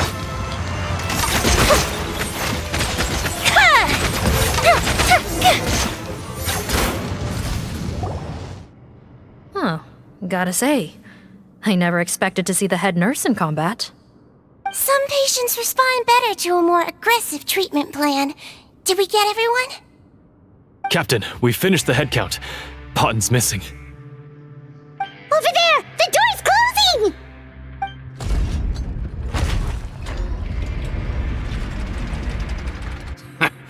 One group trying to arrest me, another trying to hunt me down.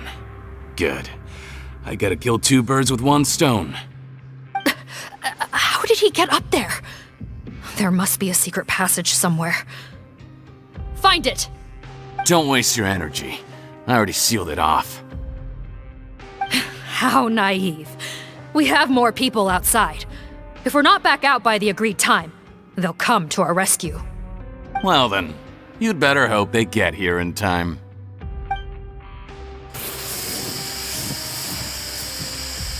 There's some kind of gas leaking from the pipes. Be careful, it's poisonous. This is our distribution center, where we store the product derived from our source solution. We had to use special fire prevention methods to prevent contamination. The pipe network here was designed to emit a gas for firefighting. One little modification later, and it makes an efficient death trap. Why would you do this? Your partners are here too. Oh, please. If they can't supply what I need, they're of no further use to me. Besides, I can't have them exposing my potential whereabouts. He's a maniac! Come on, we gotta find a way to open that door! Go ahead, struggle in vain. Once the last of you croaks, no one will ever find me again. So long! Are you sure you're ready to leave, Potten? You haven't changed your dressing today. You can't cure my face, just give up. And what if I could? Nice try. You're just trying to stall me. Don't you worry about me. I'll find a way to cure my face once I get out of here. Oh, I doubt it. After all, Fontainians can no longer dissolve in primordial seawater. What the... How did you... The key component of the face-changing potion is the fluid left behind by dissolved Fontainians. It might look like ordinary water, but it has some unique elements in it. Before the flood, all Fontainians were oceanids, physiologically speaking. A potion made from that fluid could dissolve and reconstruct the face of a Fontainian in much the same way as hydroidolins change form. Theoretically, it could give someone any appearance they wished. But since the flood, Fontainians have become true humans. They can no longer provide the source material for this potion, nor reap its benefits. Are you saying This potion is made from Fontainians dissolved with primordial seawater? Then their crimes are far worse than I thought. How could you know all of this? No, wait. Of course! Well, well. So that's why you have a human appearance. It also means that I have a formula you're unaware of. The air's getting thicker. It's getting hard to breathe.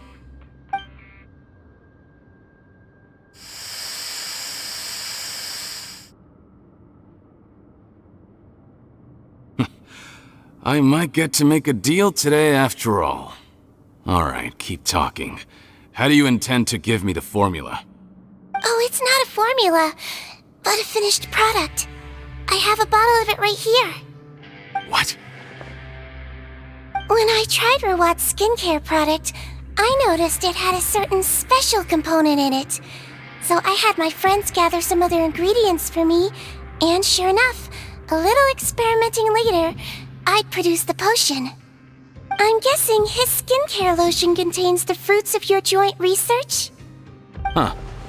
Impressive guesswork. Yeah, we were his supplier for some of the raw ingredients. But it only contains a tiny amount of the active ingredient. The effect is minuscule compared to the undiluted fluid.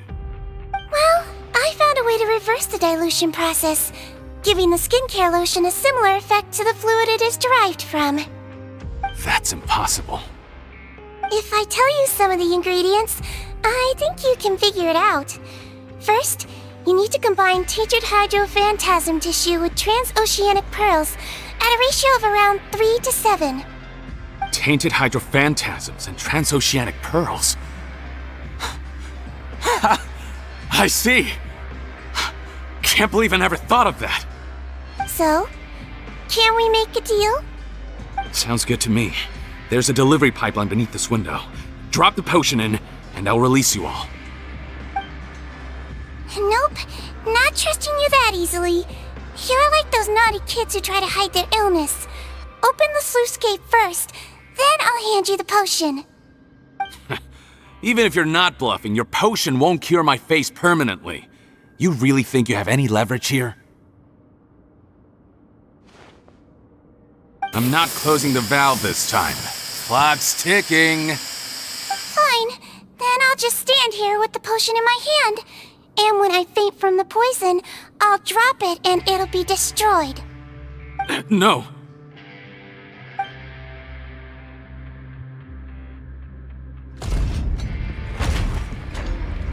It's open!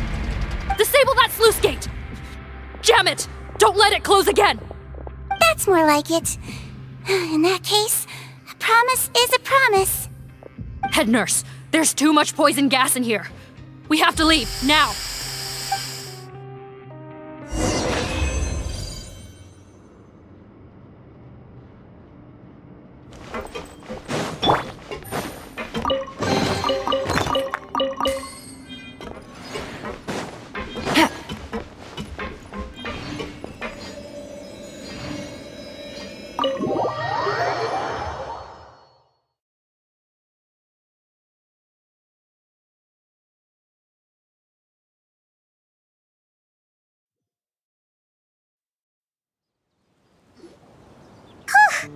That was too close. That button is a real nasty piece of work. Oh, don't be too quick to sit down. Moving around a little will help relieve the soreness. Same goes for you, Traveler. Oh, but Paimon, you should be fine, right? Flying fast is pretty tiring too, actually. Anyway, that's not important right now. Paimon's still shocked to learn that there's a whole criminal operation going on behind that skincare lotion. Shame I ended up giving the improved version to Potten after finally making it for you. I'll make you some more, I promise. No, please don't. Paimon doesn't want to use that stuff anymore. Still, it was a pretty good job that Paimon wanted to buy some in the first place, huh? It ended up saving everyone's lives. That's gotta count for something.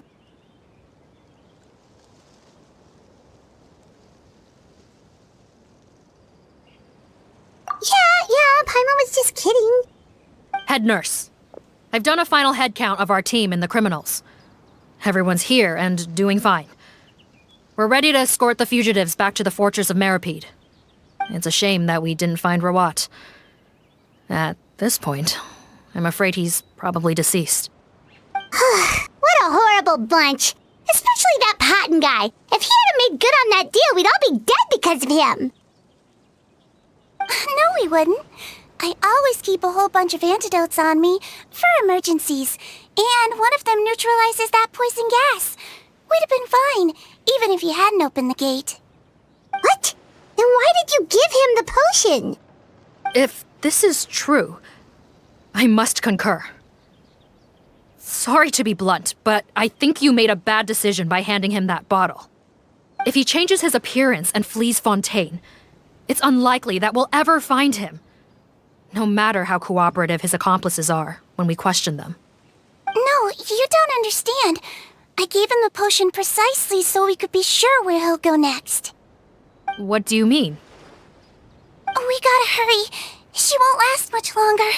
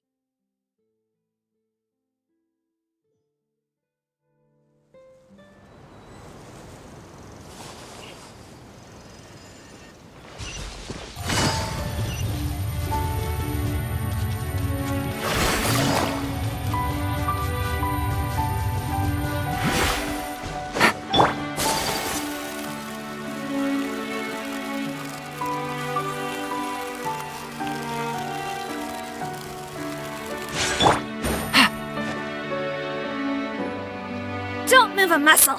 I might be short, but I pack a mean punch.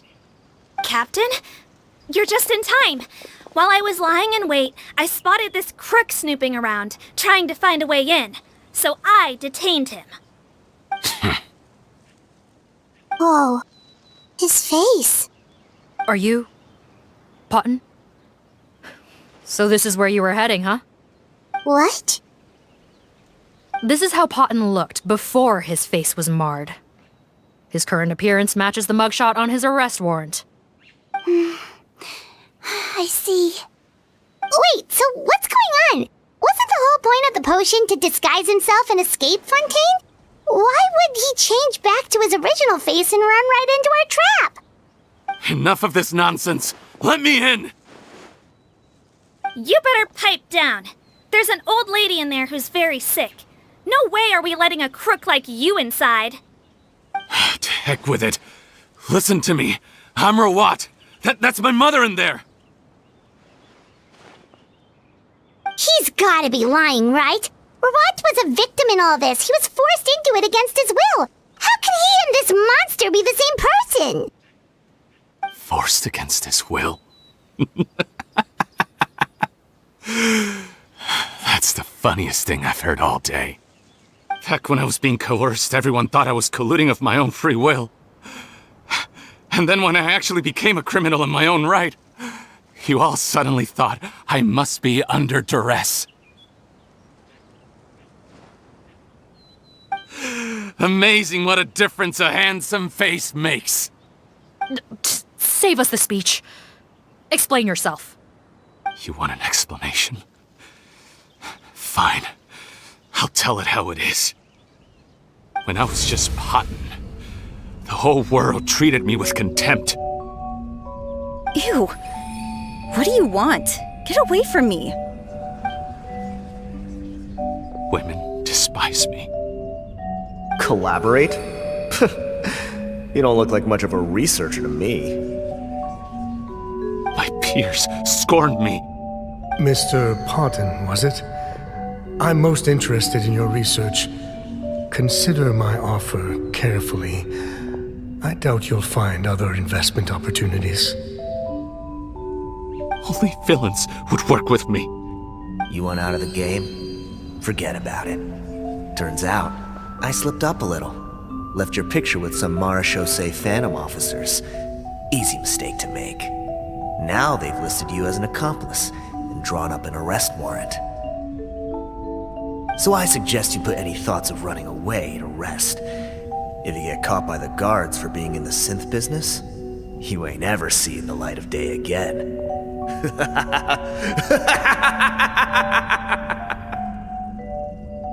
There was no way out for me. Until I could stop being Potton. Mr. Rawat, I have something I'd like to tell you. I became popular with women. This new potion you developed is fascinating. Genius, in fact. Would you consider working with me? I'd be happy to sign a licensing agreement. My peers looked up to me. I'm very interested in your research, sir. You must no doubt have offers from countless investors, so far be it from me to ask for a full collaboration, per se. I merely wanted to express my interest. No pressure at all, naturally. And the villains even began to fear me. Becoming Rawat showed me what a superficial world we live in. But I did not hold a grudge. After all, this superficiality could be made to work in my favor. Or so I thought. But alas, the world seemed bent on finding a reason to make me despise it. Mother, I'm back. How are you doing? Who are you? I bought the best medicine Mora could buy, but nothing would cure her illness. In the end, I hoped she'd at least be able to see her son one last time before she passed, but when everyone else rejected me, the only person who cared about me was my mother. Then, when I became a rising star in the Fontaine Research Institute, I was unrecognizable to her. I have to let her see me again. Even if it means donning my own wretched, ugly face. Well, is that enough explaining for you? Now do you understand? Let me inside already! Have you ever considered if you'll even be able to look your mother in the eyes after what you've done? You found a way to completely change your identity. You could easily have escaped from them. But no, you chose to keep working with them. Why would I want to give up on such a lucrative business? The profits were dozens of times that of the synth business, and it was all above board.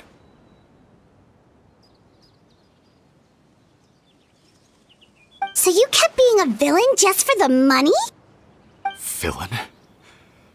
By what standard? Is doing evil deeds really what makes someone a villain in your eyes? Or does it all come down to the way they look? None of you saw a villain when I was wearing my other face, did you? You have no right to judge me! You're all just fake people living in a hypocritical world! I regret nothing! My mother would understand! You're a villain to the core! But especially that tongue! Honestly, I don't see a villain when I look at your current face either. Don't humor me. You don't seem surprised by my confession in the least. How long have you known the truth? I didn't know anything for sure until you chose to take that potion bottle and spare our lives.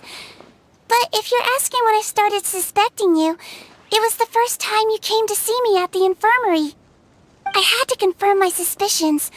That's why I chose to join this investigation. Are you kidding me? A young, promising researcher and a wretched criminal? What on earth gave you the idea that they could be one and the same person? Well, there were no visual clues. This potion's face-changing effects are very powerful. Even as a Melusine, I couldn't see through the disguise. But I believe I understand humanity a little better than most of my kind. Humans have certain fundamental qualities that do not change with their appearance. Fundamental qualities, huh? So you think you're the one who's seen through me, do you? Most people probably don't know this, but I think I can guess what your deal is. Melusine constitutions are very close to that of water, so it stands to reason that the potion should work on them too. You used it yourself, didn't you? That's why you have a human appearance. Sigewinne? Yes, you're right.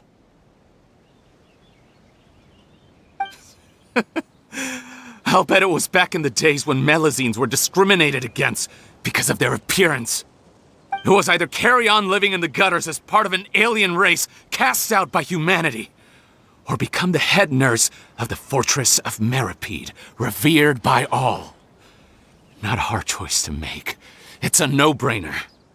So you see, you and I were the same. And I'm the one who saw through you! That's not important right now. You came here to see your mother, didn't you? Well, I can grant you your wish. Huh? Head nurse, I'm not sure that's a good idea in his current state. Don't worry. Back in the warehouse when I traded the potion for our lives, I was doing it to test him. He was willing to risk sacrificing his only chance of escaping capture by opening the gate in exchange for the potion. Also, he could see his mother again. If nothing else, his concern for his mother is genuine. I see. So before you arrest him, please allow him to see his mother one last time. The Traveler and I will accompany him. You have nothing to worry about. All right. I understand.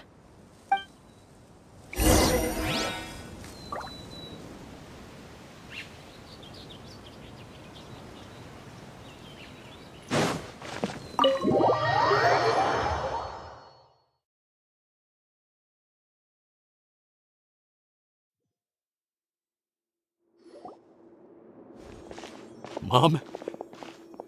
It's me, Potton, your son. You recognize me now, don't you?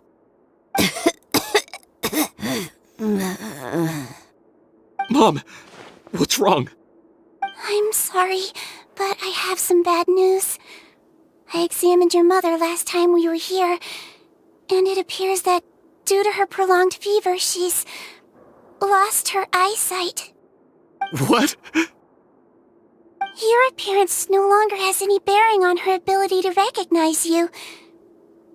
But there are always other ways to remind our loved ones who we are. Wouldn't you say? No, it can't be. Please, Mom, open your eyes. It's me, your son, Potton. If you really can't see my face, then here, take my hand. Tell me you feel your son's hand. I've done so much to get to this point. Please, you have to recognize me. No. The temperature of his palm must have changed. I'm sorry.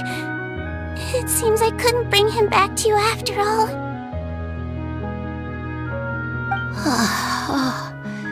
It's you. Thank you.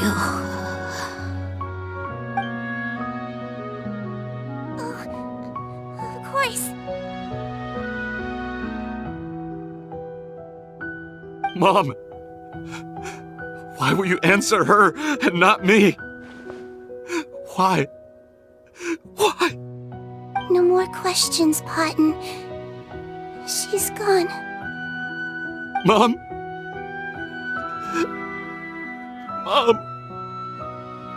I'm sorry to say this, Potton, but you and I are not the same.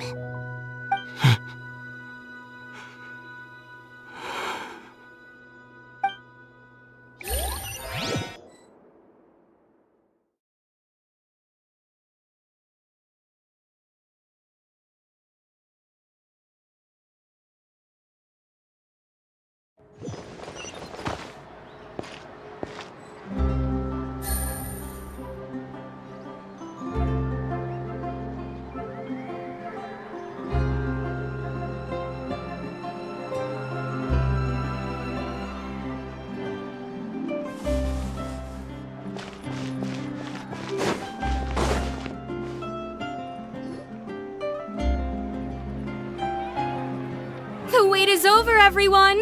The sale of our new skincare product, Romaritime Essence, will now begin. Another skincare promotion! And it's selling as fast as last time. Wonder what people would think if they knew what was in the last batch. Oh, Sigewinne's here too! Hey, Sigewinne! Oh, Traveler Paimon, hello! Oh, I hope you two got a good rest yesterday after all your hard work. Of course! Nurse's orders, right? Anyway, are you here to take notes for your next article? Actually, I'm mostly here to help Officer Morgan wrap up yesterday's case. Ah, that reminds Paimon. That stuff sold like crazy, didn't it? Is it gonna cause huge problems? Nope, there's nothing to worry about. Unless modified, Butterfly Dew is an excellent skincare product that's completely safe to use. Besides, officers have already retrieved all Butterfly Dew purchased on the market. Now it's just a matter of disposal. After consulting Monsieur Nervulette, I came up with a way to neutralize any harmful effects, so it'll evaporate naturally without polluting water or soil. Wow, it's Sigewinne to the rescue again! Thank you for serving as our consultant, head nurse. All the butterfly dew we recovered has been disposed of, according to your instructions. Great! Good job, everyone! Also, you mentioned you wanted a copy of Rawat's interrogation records. Well, technically, Potten's records. Anyway, I have them with me. Here. After he saw his mother for the last time, it was like all his mental defenses came crashing down. He put up no resistance during the interrogation, and answered all our questions. We learned a lot.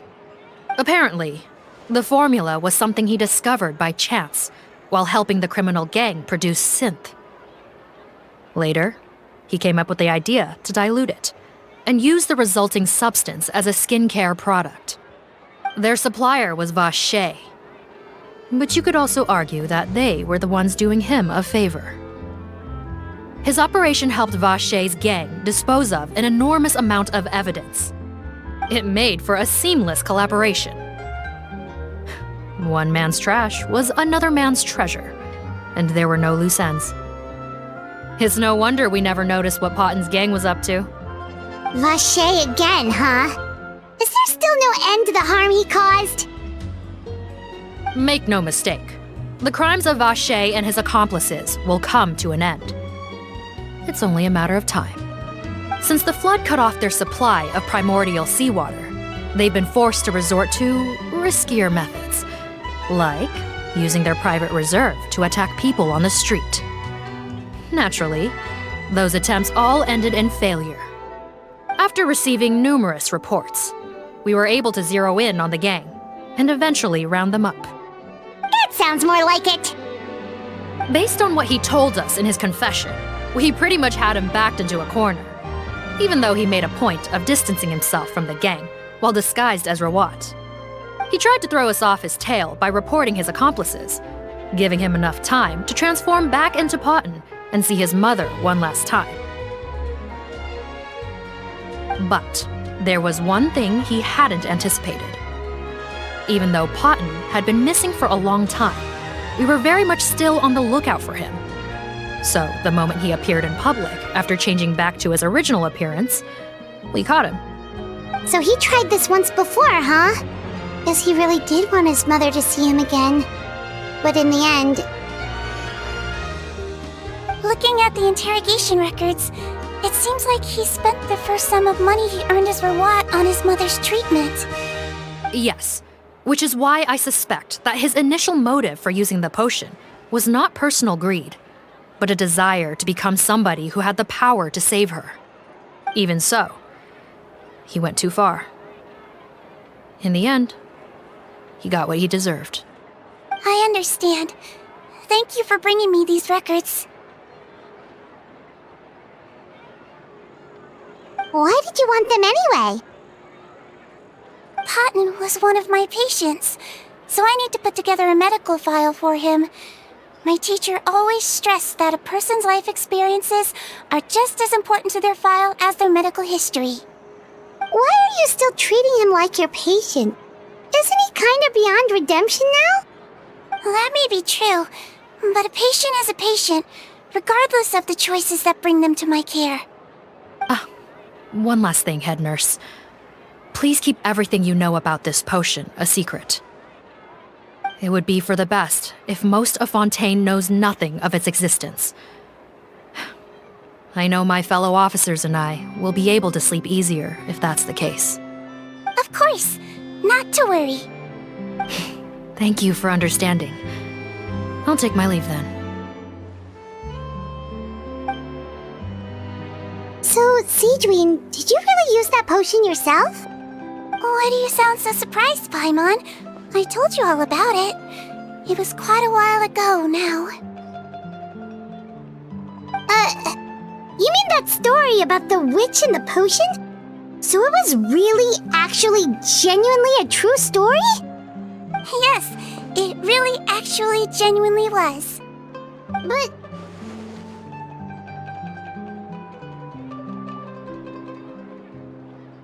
I know.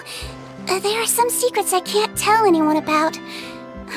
But considering everything we've been through together, I know I can trust you with them. Before I tell you, though, could you follow me somewhere? I want to pay my respects to an old friend. Of course!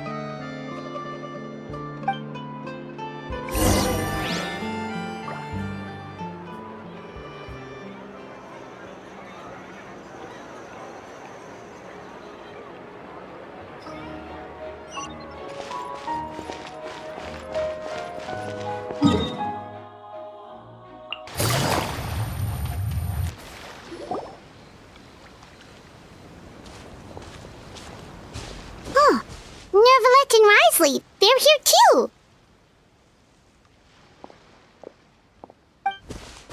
Good to see you, traveler. Paimon. I trust all has been going well for you? Big news, everyone. The Udex is out of his office on important business. Is that genuinely something people would consider big news? Why wouldn't they? Important business is a big deal. Ah, yes, you're quite right. When someone you care about requires emotional support, being there for them at the right time and place is of the utmost importance. After reading the Maréchal Phantom's reports, I had a feeling a trip here might be in order. Take note. That, my friends, is how Monsieur Neuvillette shows that he cares. We're both here for the same purpose, actually, to accompany Sigewinne as she pays her respects to her late teacher. So the old friend she mentioned was her teacher then? The witch? Oh, sorry. Paimon didn't mean to be rude. It's only because Sigewinne calls her that all the time, so... I doubt she considers that title to be offensive, Paimon. Don't worry. Indeed. In fact, I believe Sigewinne would take it as a sign of affection. She has spoken of this doctor on many occasions, and it sounds like she was a truly generous individual. In those days, many people harbored prejudices against Melusines. She was the only teacher willing to take Sigewinne on as a student. Wow. It's really nice of you two to be here for Sigewinne. Guess you guys really look out for your younger colleagues, huh? Younger colleague? Well, that might be true for the Udex, but I'm not sure I can say the same. Sigewinne served a sentence in the fortress of Meripede hundreds of years ago, and after she did her time, she decided to stick around. She's been an integral part of our administration ever since. Strictly speaking, the head nurse has been around longer than most people in the fortress, myself included. Pretty sure that makes me the younger colleague. She served a sentence?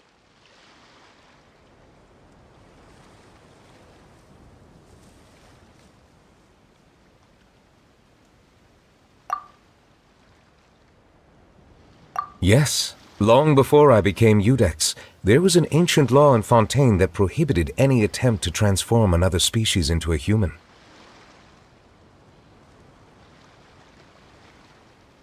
Initially, I and most researchers believed this law to have been imposed due to ethical concerns. But now, it seems more likely that the law was nothing more than an insurance policy, a way for Egeria to ensure that her people would remain insulated from the truth, thus enabling them to lead more straightforward, happier lives. Ignorance is bliss, as they say. Sigewinne had her reasons for choosing to obtain a human form, but the act was nonetheless in clear violation of the law. Could you tell us a little bit more about what happened back then? Certainly. Sigewinne does not object to her close friends learning about her history. In fact, I first learned of it myself because she confessed the truth to me of her own volition.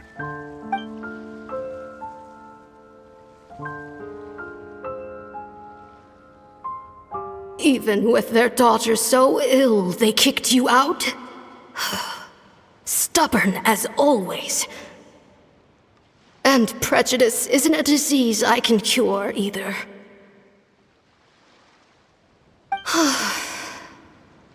Shame that I don't have the energy to get over there. You're laughable, you old witch. You want to save everyone in Fontaine, but you can't even save the patient before you. Master, what are you? I discovered a strange disease, one I suspect that every Fontainian suffers from. But without witnesses or proof, no one will believe me. I had no choice but to experiment on myself to find a cure, but I hit a wall. And as you can see, it took a wretched toll on me. Then I'll find a cure for you, and then you can go cure her. There's no need. I am beyond saving now. There's nothing you can do. But, Master? As I said before, a doctor's duty is to treat whatever ailments they can. I know, but they don't trust me at all.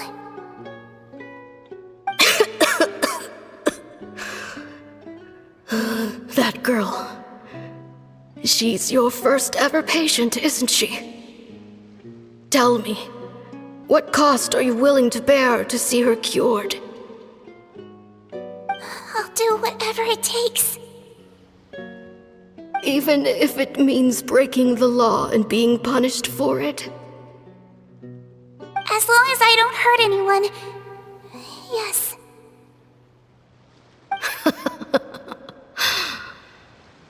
Spoken like a true student of mine. Then I shall make one more final gamble, and see my experiment through to its end. Leave me for now, and come back in 2 hours. If I am able to work this miracle, then I will have found a way to save all Fontainians, and I shall be able to help you treat that girl. If not, then it means there is one more disease in this world that I cannot treat. In that case, do not come looking for me. I will leave you a parting gift. An accidental discovery happened upon through my study of this strange disease. It has little use, but it will at least help you cure this one patient you can reach.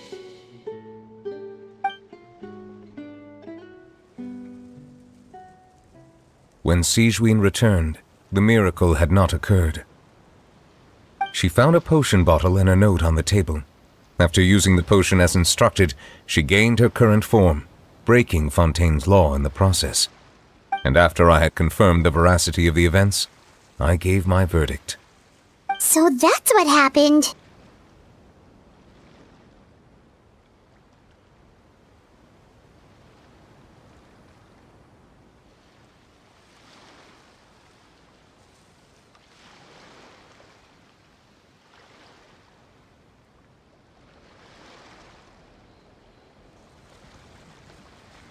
I fear Sigewinne only understood the full story after the truth about the dissolution of Fontainians was uncovered. When I reflected on all this with that knowledge in hand, I felt a deep sense of regret. As I use the law to uphold justice, there are times when I cannot help but acknowledge its ruthlessness. After the final details of the events surrounding Sigewinne's transformation came to light, I checked several sources and, thankfully, the legal code does not require Sigewinne to shoulder any additional punishment. Wonder how she feels about all this. Since she invited you here, I imagine she intends to speak of these matters with you, no?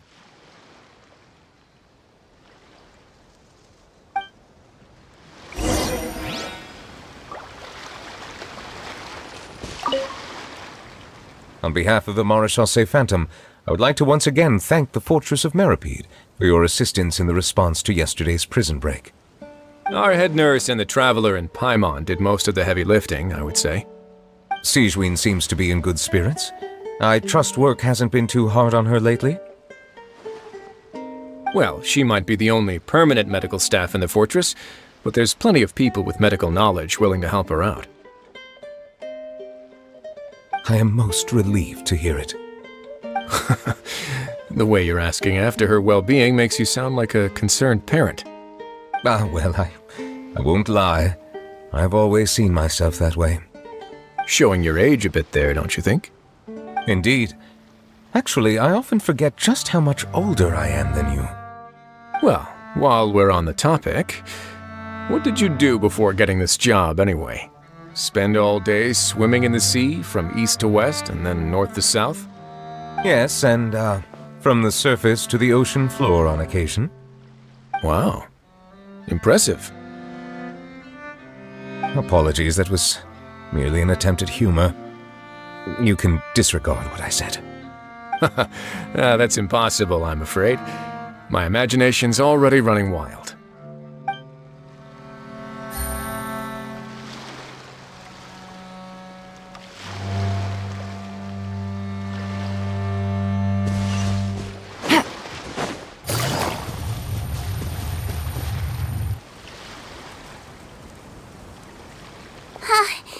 You're here. The old friend I mentioned was my teacher. When she passed, her body was nowhere to be found. All that's left of her is an empty tomb. And even that's deep underwater now. Sigewinne, the witch who gave you the magic potion, she was your teacher, wasn't she? Sounds like Monsieur Neuvillette filled you in.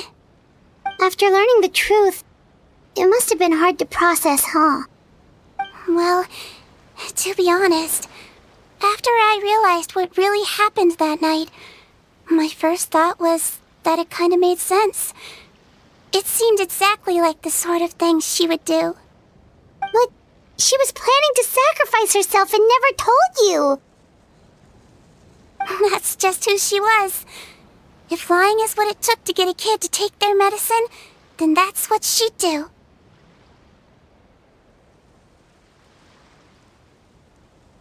Alright, but why did you turn yourself in? I broke the law, simple as that. My teacher made her choice, and I made mine. True.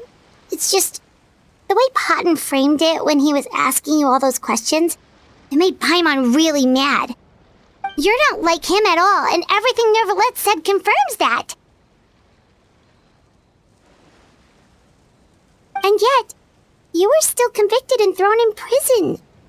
It just feels so unfair. Unfair? I happen to think just the opposite. If I hadn't served that time, I'm not sure I would have been able to stay strong when he was questioning me. What makes you say that? I knew you'd be curious. Let me tell you a story.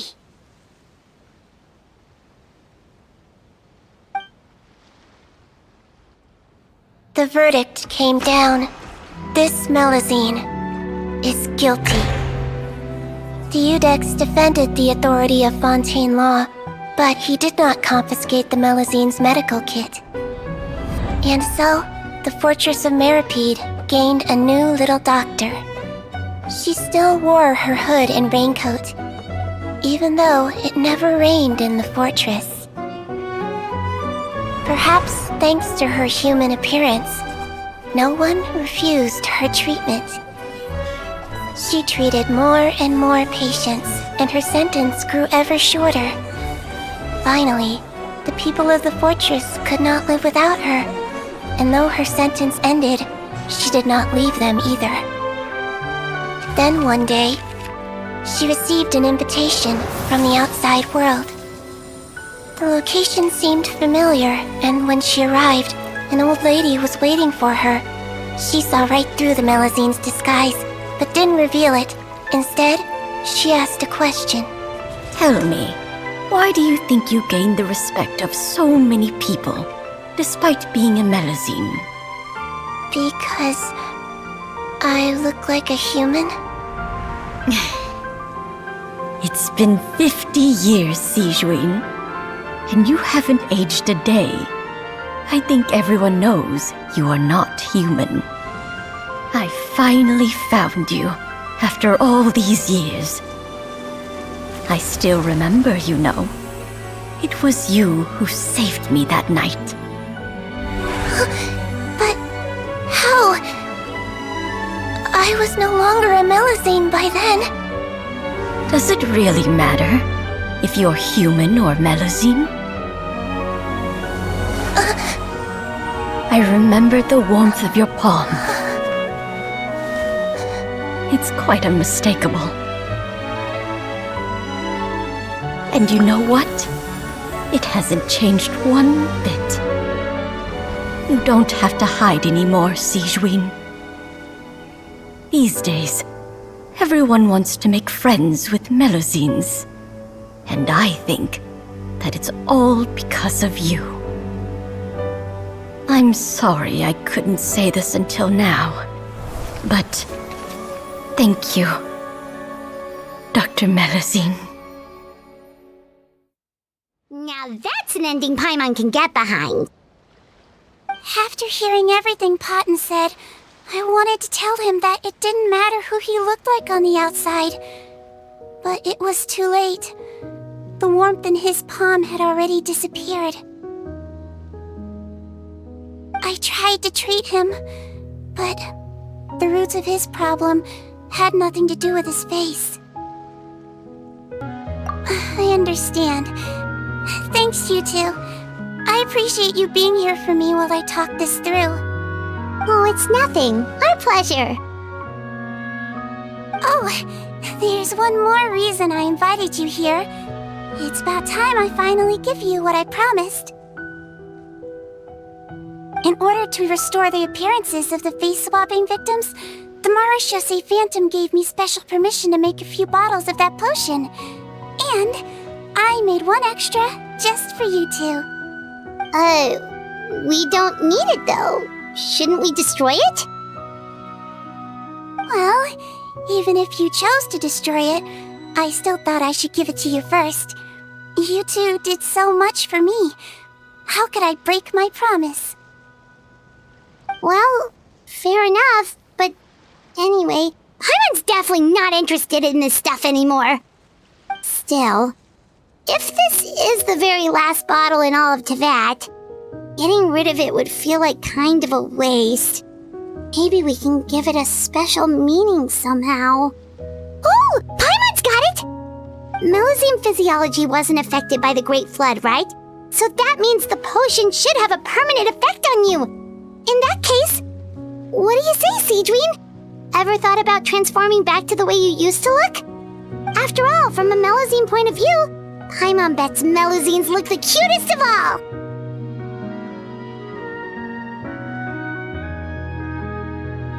Paimon, after everything, do you really think it matters whether I'm Melazine or a human? Well... What was Paimon thinking?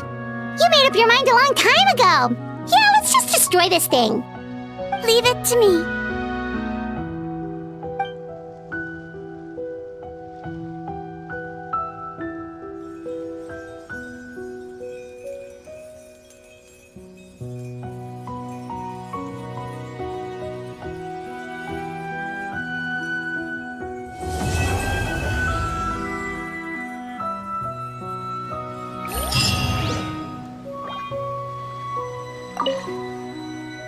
like to stay here with my teacher for a little longer.